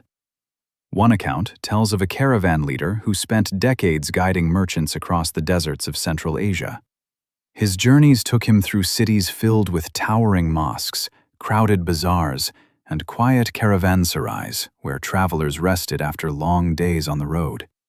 According to his writings, one of the most striking experiences of these journeys was witnessing how differently people dressed in each region. In one city, women walked through markets wearing bright scarves that framed their faces but left their features visible. In another region, travelers encountered garments that covered much more of the body, reflecting local ideas about privacy and respectability. The caravan leader noted that these differences rarely caused confusion among local residents. Each community understood its own customs. Only outsiders, unfamiliar with the subtleties of regional culture, struggled to interpret what they saw. Such observations remind us that the meaning of clothing is always shaped by context. What seems unusual or mysterious to a traveler may feel completely ordinary to the people who live within that culture. During this era, the Islamic world also became deeply connected with South Asia. Trade and cultural exchange linked Persian and Central Asian societies with the powerful kingdoms of the Indian subcontinent. As Islam spread into these regions, new forms of architecture, art, and clothing appeared. In parts of northern India, and later within the Mughal Empire, veiling practices sometimes blended Persian courtly traditions with existing South Asian customs. Royal courts in cities like Delhi and later Agra developed their own distinctive styles of dress that included richly decorated garments and carefully arranged head coverings. Yet, once again, these practices were often most visible among the elite classes. Ordinary people continued adapting their clothing to climate, occupation, and local tradition.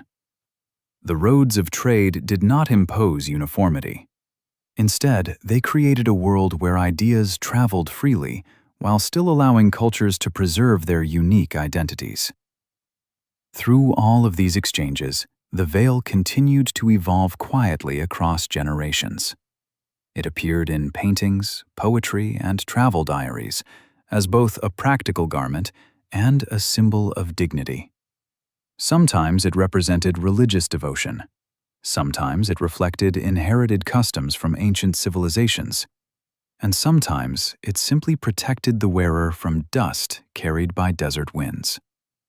As the centuries passed, these layered meanings grew deeper. Yet the political landscape of the world was also beginning to change.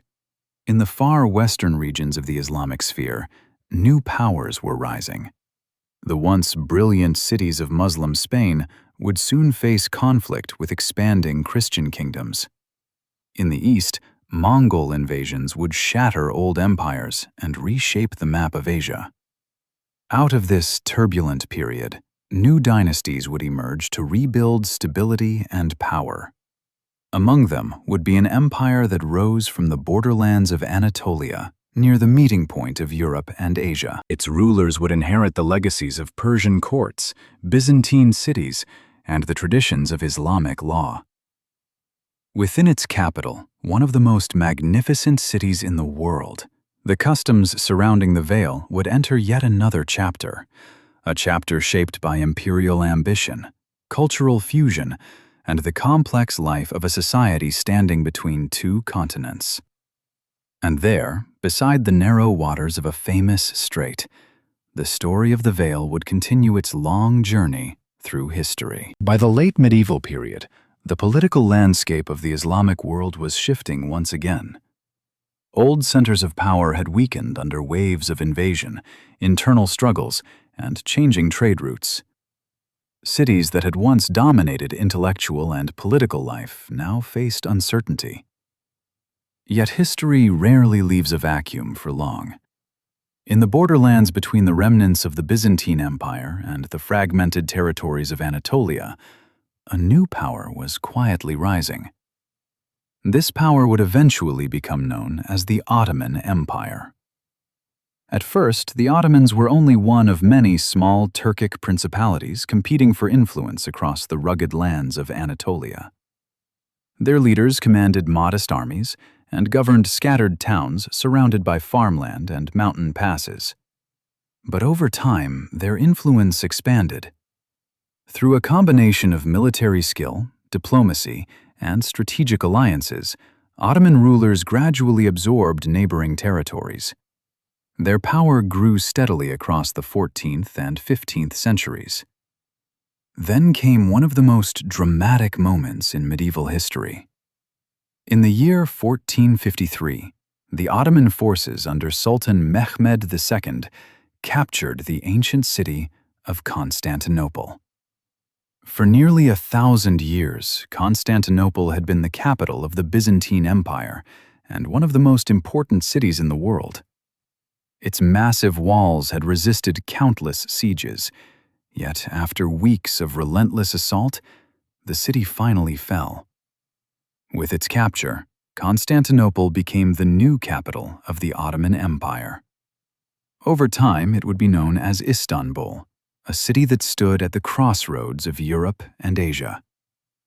From this extraordinary location, the Ottomans built one of the most powerful empires in early modern history.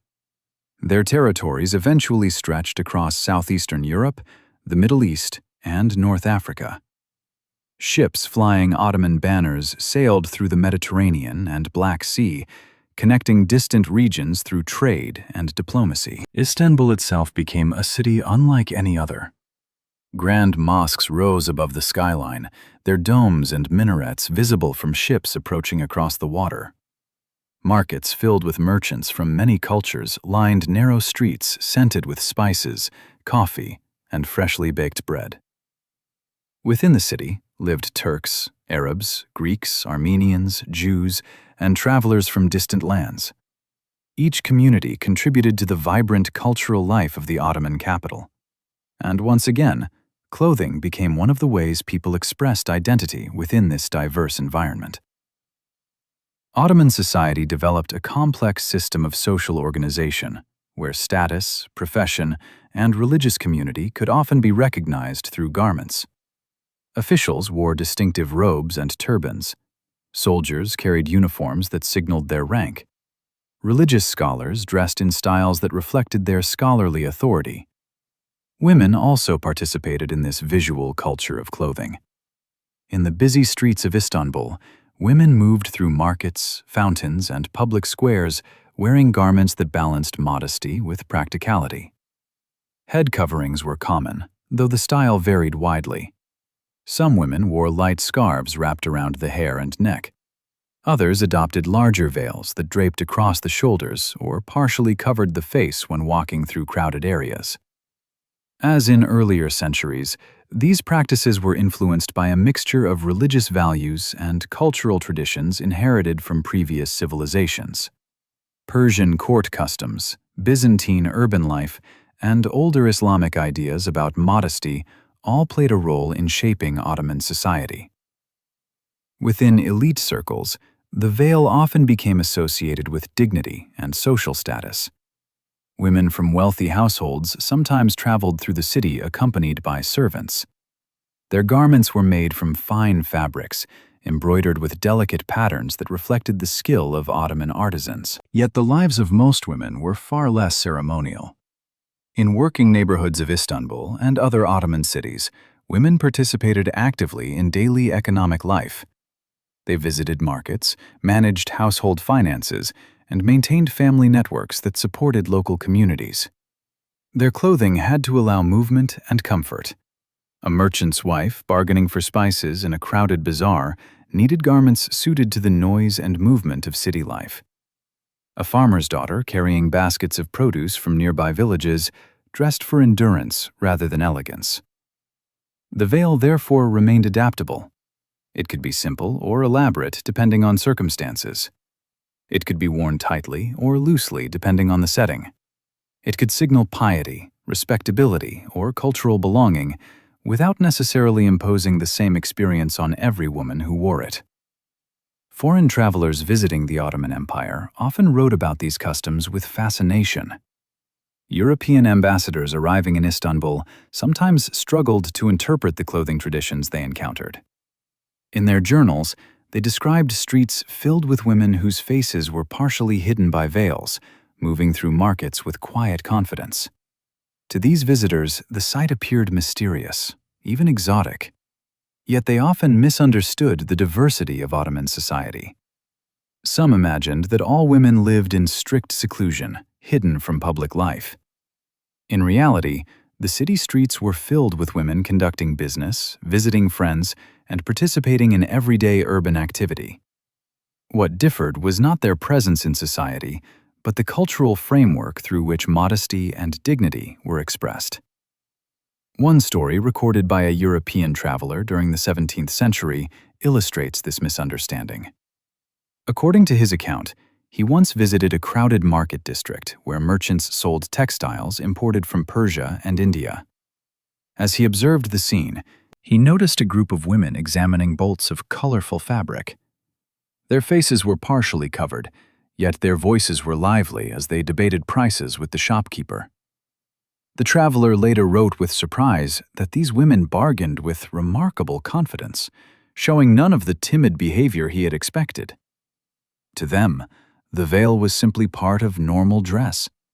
It did not prevent them from speaking, negotiating, or navigating the busy life of the city.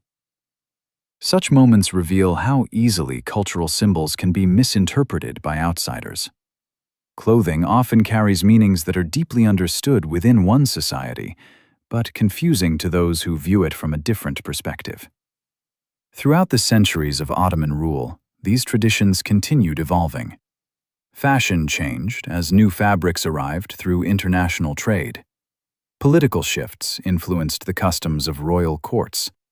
Religious scholars offered guidance about modesty that shaped community expectations. Yet, despite these changes, the basic presence of the veil remained a familiar element of life across the empire. It existed in cities and villages, among wealthy households and working families. For some women, it represented faith. For others, it reflected social convention. And for many, it simply formed part of the cultural landscape they had inherited from generations before them. But by the 19th century, the world was beginning to change in ways that no empire could fully control. Industrial technology, global trade, and new political ideas were transforming societies across Europe and beyond. These changes would soon reach the lands of the Ottoman Empire and other Muslim regions, and with them would come new debates about tradition, modernity, and the meaning of cultural symbols that had existed for centuries. Among those symbols was the veil, a garment whose history stretched back thousands of years. A piece of cloth shaped by desert winds, imperial courts, and the everyday lives of countless women. Now it was about to enter one of the most controversial chapters of its long journey through history. By the 19th century, the world was moving faster than it ever had before. For thousands of years, civilizations had risen and fallen at a pace shaped by agriculture, caravans, and the slow movement of ships across the seas. Change came gradually, often unfolding across generations. But now, a new force was reshaping the global landscape: industrialization. Factories began rising in European cities, their tall chimneys sending dark columns of smoke into the sky. Machines, powered by steam, transformed production, allowing goods to be manufactured in enormous quantities. Railways stretched across continents, carrying passengers and cargo at speeds that earlier generations would have considered impossible. Telegraph wires connected distant capitals, allowing messages to travel across thousands of miles in a matter of minutes. These changes did not remain confined to Europe. Gradually, they reached the lands of the Ottoman Empire, Persia, Egypt, and other regions of the Islamic world. And with them came a powerful new question: how should societies balance their ancient traditions with the rapidly changing ideas of the modern age?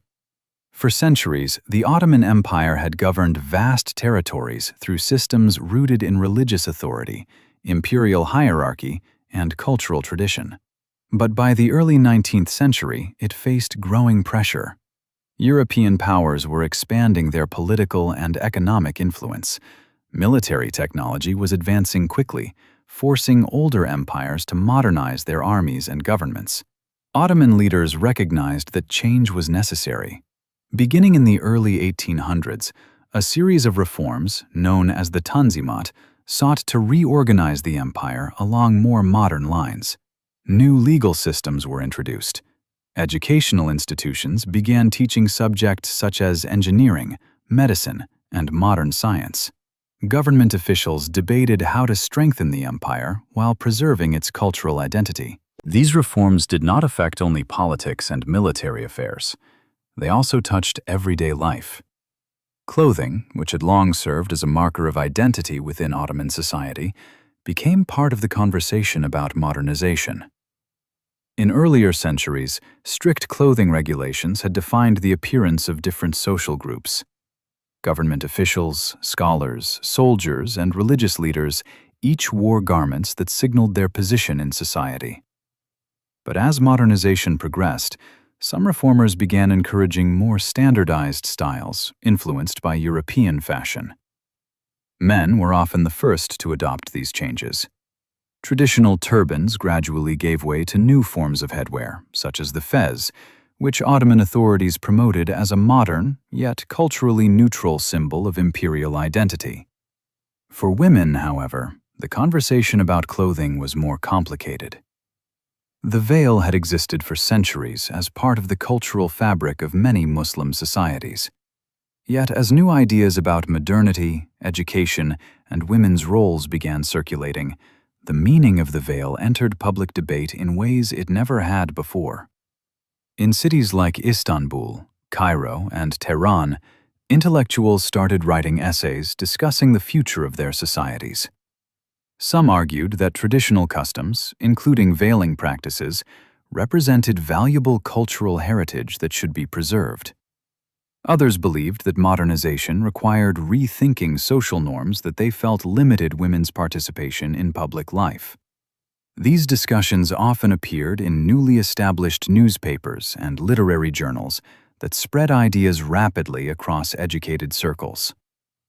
For the first time, debates about clothing and social roles were taking place in public forums where readers from different backgrounds could engage with them.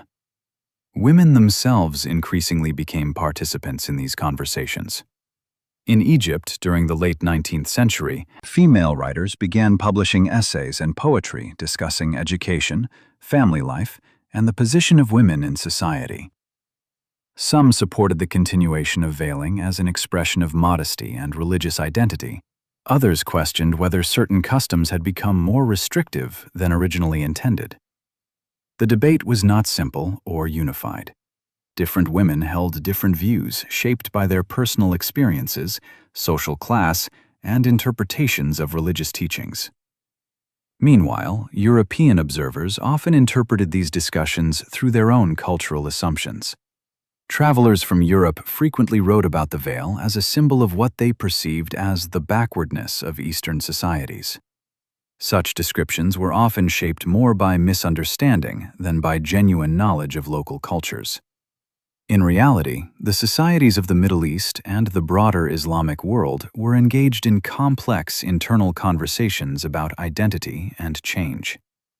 These debates unfolded alongside other powerful historical forces. European colonial expansion brought new political pressures to regions such as North Africa, South Asia, and parts of the Middle East. Foreign governments often attempted to reshape local institutions in ways that disrupted long-established traditions. In some cases, colonial officials portrayed themselves as liberators of women, using the veil as a symbol to justify their interference in local cultures. Yet many local intellectuals rejected this narrative. They argued that genuine progress should come from within their societies, rather than being imposed by foreign powers. As a result, the veil began carrying new layers of political meaning. For some communities, it represented cultural pride and resistance against colonial influence. Wearing it could symbolize loyalty to local traditions in the face of outside pressure. For others, it remained primarily a matter of personal faith and modesty, largely separate from political struggles. And for still others, it became part of a broader debate about gender equality and social reform. These differing interpretations existed side by side, sometimes peacefully, and sometimes in tension with one another. Stories from this era illustrate how individuals navigated these changes in their daily lives. One account from late 19th century Cairo describes a young woman from a prominent family who attended one of the first schools established for girls in the city. At school, she studied literature, mathematics, and foreign languages. Her teachers encouraged intellectual curiosity and engagement with the modern world. Yet when she walked through the busy streets of Cairo with her family, she still wore the traditional veil common among women of her social class. To her, the two worlds were not necessarily contradictory. Education opened new possibilities, but cultural identity remained deeply important. For many women across the region, modernization did not mean abandoning tradition completely. Instead, it meant navigating a changing world while deciding which aspects of the past should continue into the future. As the 20th century approached, these questions grew even more urgent. Empires weakened under economic strain and political unrest. National movements emerged across many parts of the Islamic world, demanding independence and self-determination. New governments would soon rise from the ruins of old imperial systems. And within these newly forming nations, the debate over the veil would enter yet another dramatic chapter. Because in the coming decades, the question of whether women should wear the veil would become more than a cultural discussion. It would become a symbol deeply tied to politics, identity, and the struggle to define the future of entire nations. As the 20th century began, the old empires that had once dominated the Islamic world were slowly fading. The Ottoman Empire, which had ruled vast territories for centuries, was weakening under the pressures of war, economic hardship, and internal unrest. Across North Africa and the Middle East, European colonial powers tightened their control over regions that had once governed themselves. The political map of the world was being redrawn. But with the collapse of empires came the birth of something new: nations. Across the lands of the Middle East, North Africa, and South Asia, movements for independence began to grow. Intellectuals, students, soldiers, and ordinary citizens started imagining futures in which their societies would be governed not by distant empires, but by their own people. These movements were not only about politics, they were also about identity. What did it mean to be Egyptian, Turkish, Iranian, or Syrian in the modern world? How could societies move forward while still honoring their history and culture? These questions reached deeply into everyday life. Language reforms were proposed, educational systems were redesigned. Governments experimented with new laws that blended elements of traditional religious jurisprudence with modern legal frameworks. And among the many symbols caught in this storm of change was the veil. For centuries, the veil had existed as part of the cultural landscape across many Muslim societies. It had taken different forms depending on geography, social class, and historical period. But now it was increasingly viewed through a political lens. Some reformers believed that modernization required visible change in social customs. They argued that if their nations were to compete with powerful industrial countries, they needed to adopt what they saw as more progressive attitudes toward education, employment, and public life. In this view, the veil sometimes became a symbol of the past. One of the most famous examples of this perspective appeared in Turkey during the early 20th century. After the collapse of the Ottoman Empire following the First World War, a new republic emerged under the leadership of Mustafa Kemal Ataturk. Ataturk sought to transform Turkey into a modern, secular state. His reforms touched nearly every aspect of public life. Traditional religious courts were replaced by civil legal systems inspired by European models. The Arabic script used in Ottoman Turkish writing was replaced with a Latin-based alphabet. Clothing customs also became part of the modernization campaign. Men were encouraged to abandon traditional headwear such as the fez in favor of Western-style hats and suits. The goal was to create a visual identity that reflected Turkey's new orientation toward modern European institutions. For women, however, the government did not issue a formal nationwide ban on the veil. Instead, social pressure and cultural change gradually encouraged new styles of dress, especially in urban areas. Some women began appearing in public without traditional veils, particularly among educated and professional communities. For supporters of these changes, the shift symbolized liberation and progress. But not everyone agreed. Many people believed that traditional clothing, including the veil, represented an important part of cultural and religious identity. In their view, abandoning these customs risked severing the connection between modern society and its historical roots. Similar debates unfolded in other parts of the Middle East. In Iran during the 1930s, the government of Reza Shah implemented a far more dramatic policy. In 1936, the Iranian state introduced a decree that effectively banned the public wearing of the veil. Police were instructed to enforce the rule in cities, and women who had worn veils their entire lives were suddenly expected to appear in public without them. For some urban elites who had already begun adopting European styles of dress, the change aligned with their vision of modernization. But for many others, the policy felt deeply disruptive. Some women chose to remain indoors rather than appear in public without the clothing they had always considered part of their identity. Families struggled to adapt to a law that forced a sudden transformation of personal and cultural habits. The policy revealed how powerful the symbolism of clothing had become. What had once been an ordinary garment now stood at the center of national debates about modernity, religion, and personal freedom. Elsewhere in the Islamic world, colonial governments also inserted themselves into these discussions.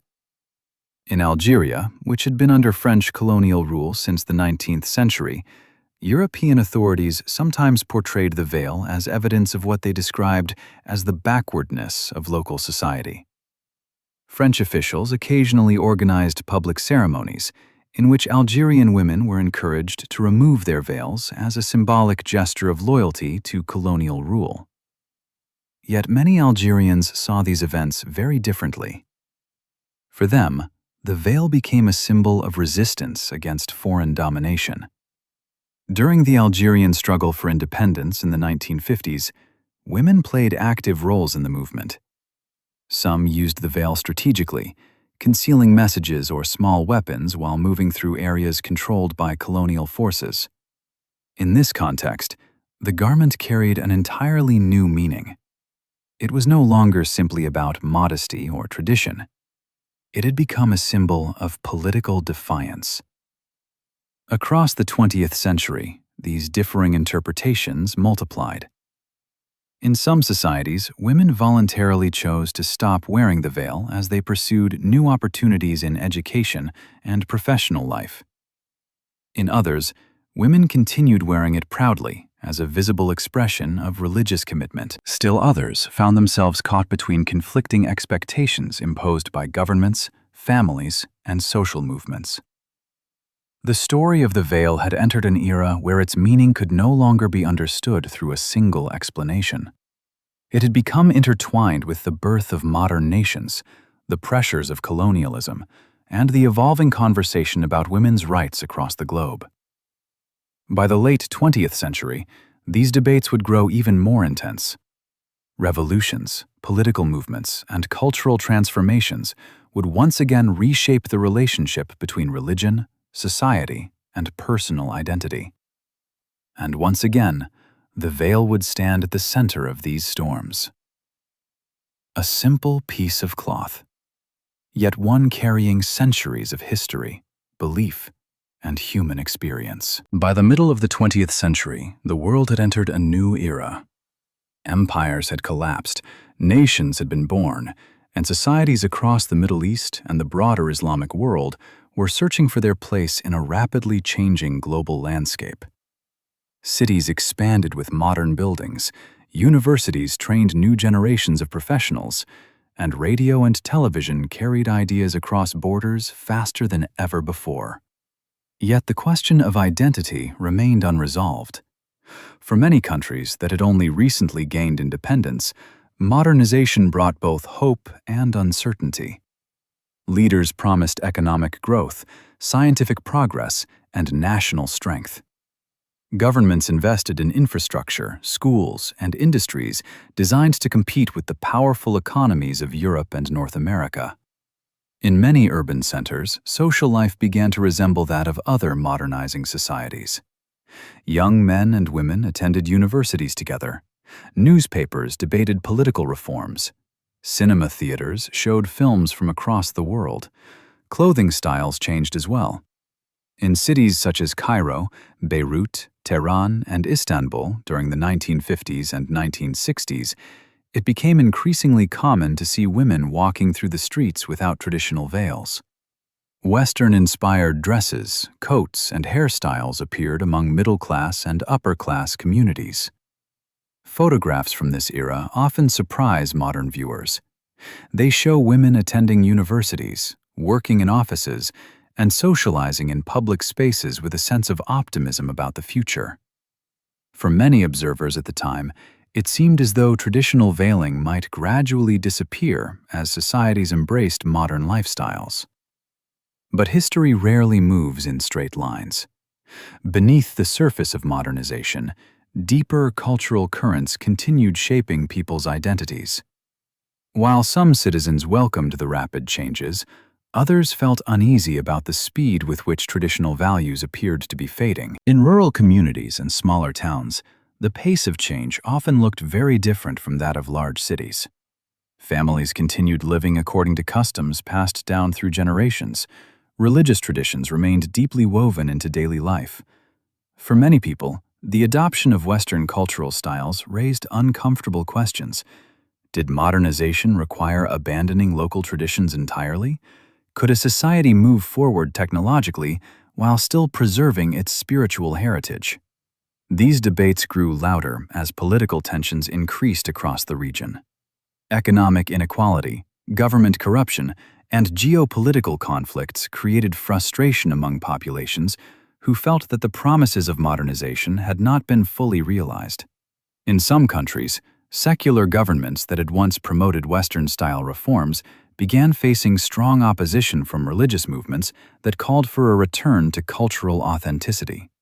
And within these movements, the veil reappeared as a powerful symbol. During the 1970s, a growing number of women in several Muslim societies began choosing to wear the veil again, even in places where it had become less common in earlier decades. For many of these women, the decision was not forced by law or family pressure. Instead, it represented a conscious statement of identity. Some saw it as a way to reconnect with religious values in a world that seemed increasingly dominated by materialism and political instability. Others described the veil as a declaration of independence from Western cultural influence. To them, adopting the veil was not a step backward, but a way of defining their own cultural path in a globalized world. The most dramatic example of this transformation occurred in Iran. By the late 1970s, Iran was experiencing intense political unrest. Many citizens were dissatisfied with the rule of Shah Mohammad Reza Pahlavi, whose government had pursued aggressive modernization policies while maintaining tight political control. Mass protests erupted across the country. Students, workers, religious leaders, and intellectuals joined demonstrations calling for political change. Amid the crowds gathering in city streets, a striking visual pattern emerged. Large numbers of women began wearing the veil as part of the protest movement. For some, it symbolized solidarity with religious leaders who opposed the Shah's policies. For others, it represented rejection of Western cultural influence that had been strongly promoted by the government. The veil had once again transformed into a political statement. When the Iranian Revolution succeeded in 1979 and a new Islamic government took power, the role of the veil changed once more. The new authorities introduced laws requiring women to wear Islamic dress in public spaces. For some women, this law aligned with their personal beliefs. For others, it felt like a new form of restriction imposed by the state. The same garment that had symbolized resistance against one government now became part of the legal structure of another. These developments sparked intense debates, both inside Iran and across the world. Observers in other countries often struggled to understand the complexity of what was happening. To some outsiders, the return of widespread veiling appeared to confirm stereotypes about the oppression of women in Muslim societies. Yet the reality was far more complicated. Many women who adopted the veil during this period described their decision as deeply personal. Some were motivated by faith. Others saw it as a rejection of Western cultural dominance. Still others viewed it as a way to participate in political movements that promised social justice and moral reform. The veil had once again revealed its ability to carry multiple meanings at the same time. Across other parts of the Muslim world, similar patterns appeared. In Egypt, Jordan, Pakistan, and Indonesia, the late 20th century saw a noticeable revival of Islamic dress among students and young professionals. University campuses became places where these new expressions of religious identity emerged most visibly.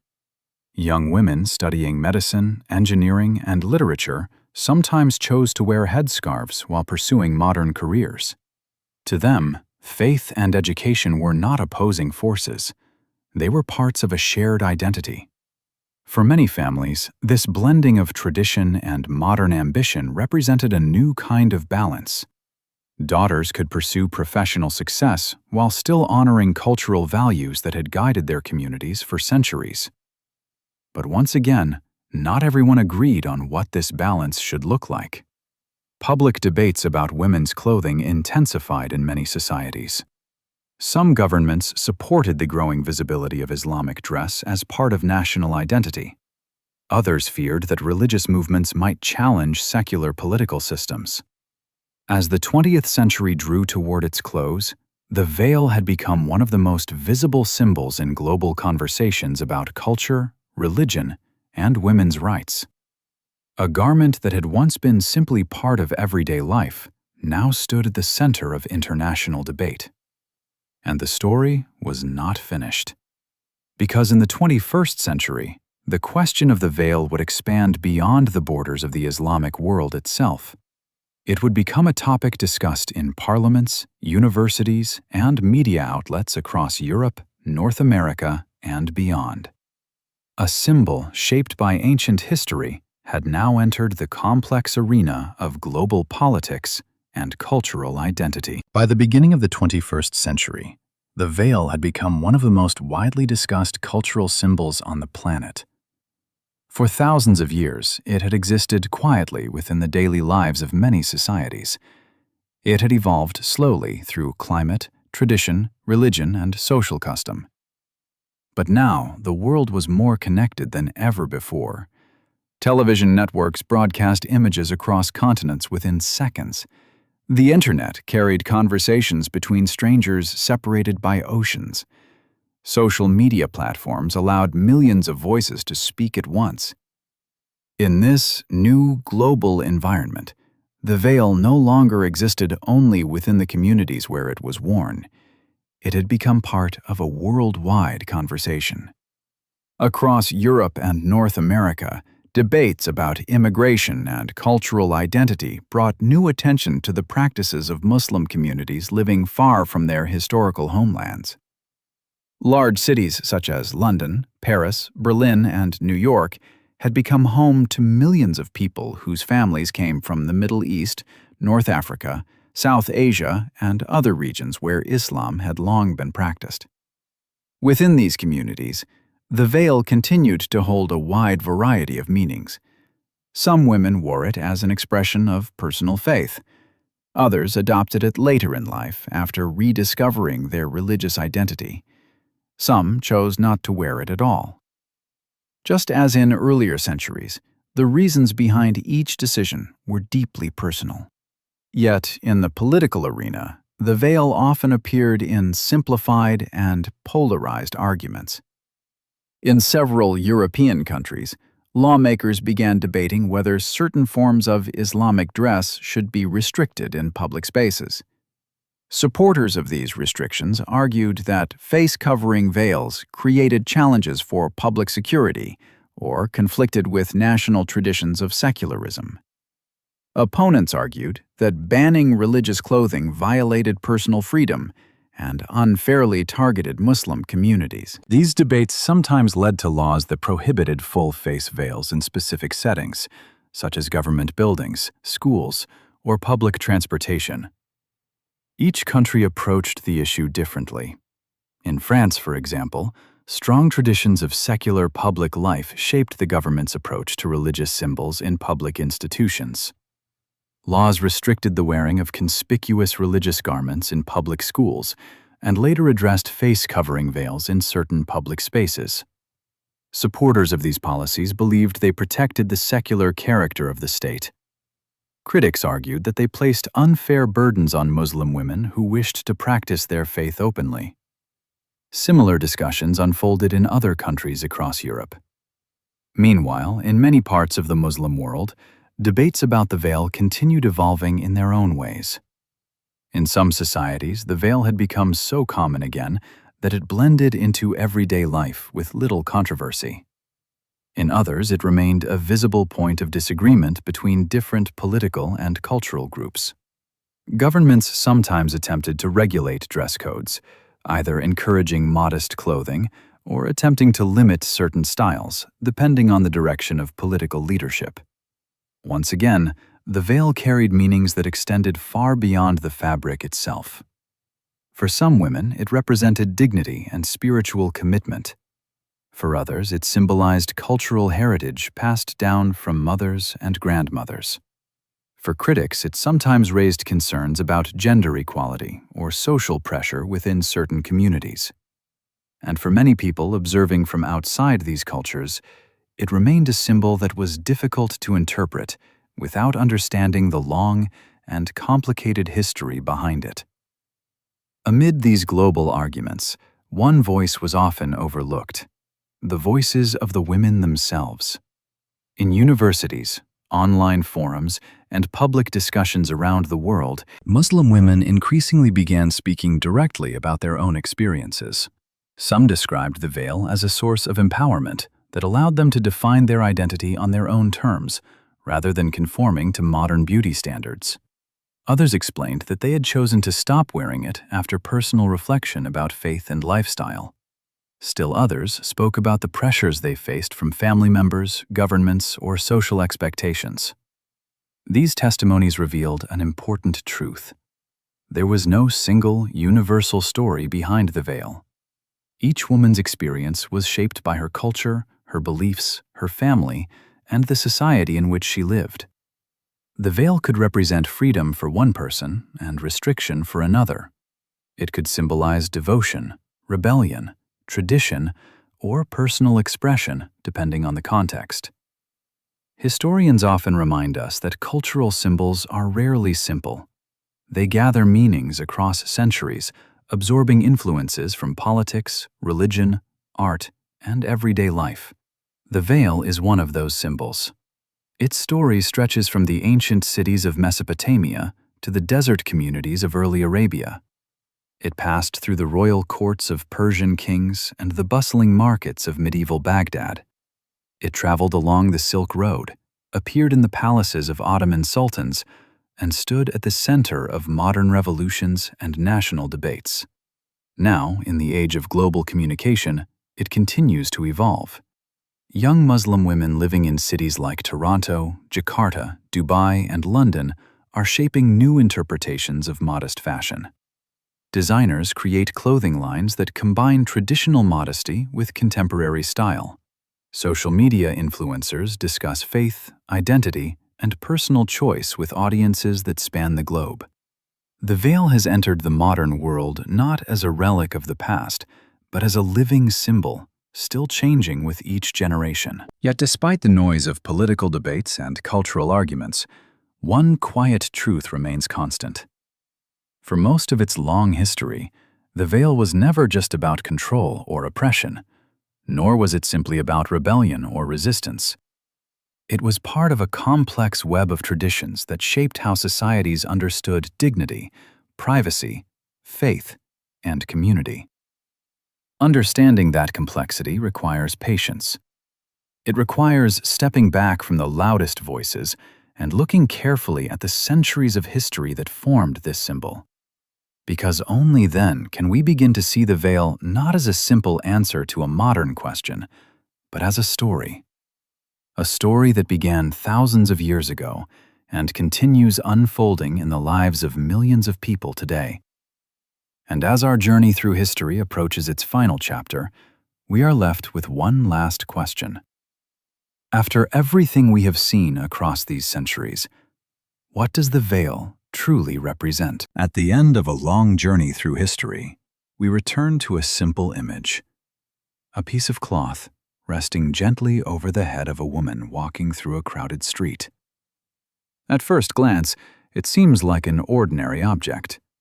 Lightweight fabric, a familiar shape, a quiet part of daily life that might pass unnoticed by those around her. Yet behind that simple image lies a story stretching across thousands of years. The veil did not begin in a single moment. It did not appear suddenly with one religion, one law, or one culture. Instead, it emerged slowly, shaped by the countless civilizations that rose and fell across the ancient world.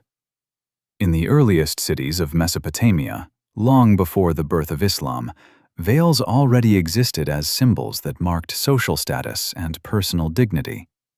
Laws recorded on clay tablets described who could wear them and when. In those ancient societies, the veil often distinguished noble women from enslaved people. It reflected the rigid hierarchies that governed daily life. Centuries later, in the classical world of Persia, Greece, and Byzantium, the idea of covering the head continued evolving. Customs surrounding modesty and public appearance differed from one region to another, yet the basic concept of veiling had already become familiar across large parts of the ancient Mediterranean and Middle East. Then came the rise of Islam in the 7th century. In the early Muslim community, teachings about modesty encouraged both men and women to behave with humility and respect in public life. Women were advised to dress modestly, covering their adornments and presenting themselves with dignity.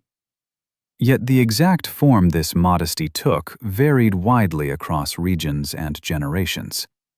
As Islamic civilization expanded into lands that had once belonged to the Persian and Byzantine empires, older cultural traditions blended with new religious teachings. The veil became one expression of these combined influences. In some communities, it was worn loosely as a simple headscarf. In others, it became more elaborate, shaped by the courtly customs of powerful dynasties and the artistic traditions of skilled weavers and tailors. Across the centuries that followed, the veil traveled with merchants along the Silk Road, appeared in the libraries of medieval cities, and moved quietly through the gardens of imperial palaces. It was worn by farmers working beneath the desert sun, and by queens who rarely stepped beyond palace gates. For some women, it was a matter of faith. For others, it was simply the clothing they had inherited from generations before them. Then the modern age arrived.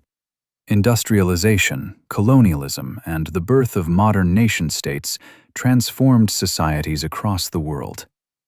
Old empires disappeared. New governments emerged. Ideas about freedom, equality, and identity spread rapidly through newspapers, universities, and political movements. In this new environment, the veil took on meanings far beyond its original purpose.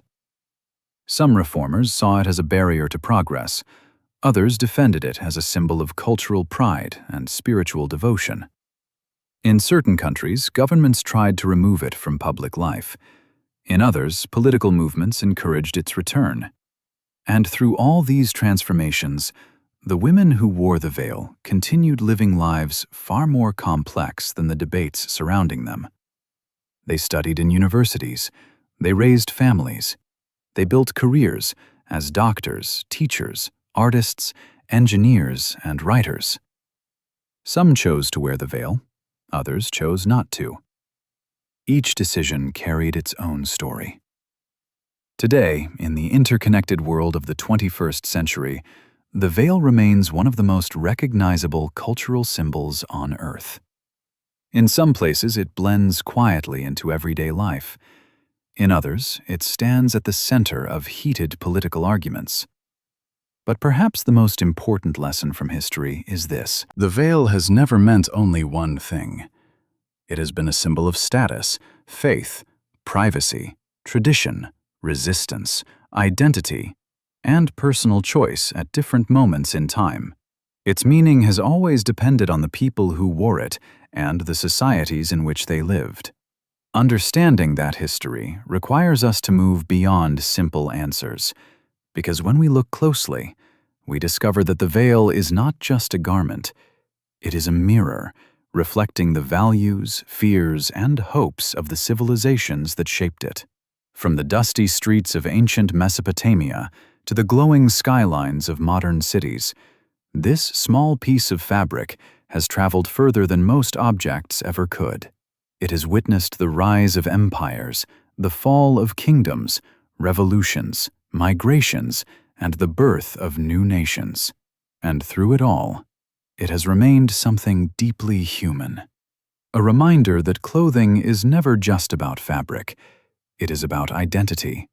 It is about belonging. It is about the quiet choices people make as they move through the world. So the next time you see a veil, whether on a busy street in Istanbul, a university campus in London, or a marketplace in Cairo, remember that you are looking at more than a piece of cloth. You are seeing the final thread of a story woven across thousands of years, a story of cultures meeting and blending, a story of faith and power, a story that continues to unfold every single day. Thank you for joining this journey through history here on Forbidden Lore. If this story opened your eyes to a past you had never considered before, stay curious, because the world is full of hidden histories waiting to be discovered. And sometimes, the most ordinary objects carry the most extraordinary stories. If this journey through history changed the way you see something as simple as a piece of cloth, then remember this: history is rarely as simple as the stories we hear.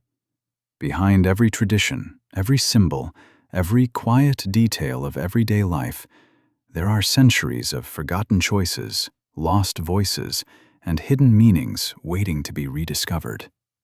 And that is exactly what this channel is about. Welcome to Forbidden Lore, a place where we uncover the stories that history books often leave in the shadows. If you enjoy deep historical mysteries like this one, make sure to subscribe to the channel and join this growing community of curious minds. Your support helps bring more forgotten stories, strange legends, and hidden histories to light. Leave a like if this story made you see the past differently, and in the comments below, tell me what you think. Was the veil mainly tradition, belief, or something shaped by power and politics over time? Your thoughts might become part of our next exploration. Until our next journey into the forgotten corners of history, stay curious, because the world is full of secrets. And here on Forbidden Lore, we are only just beginning to uncover them.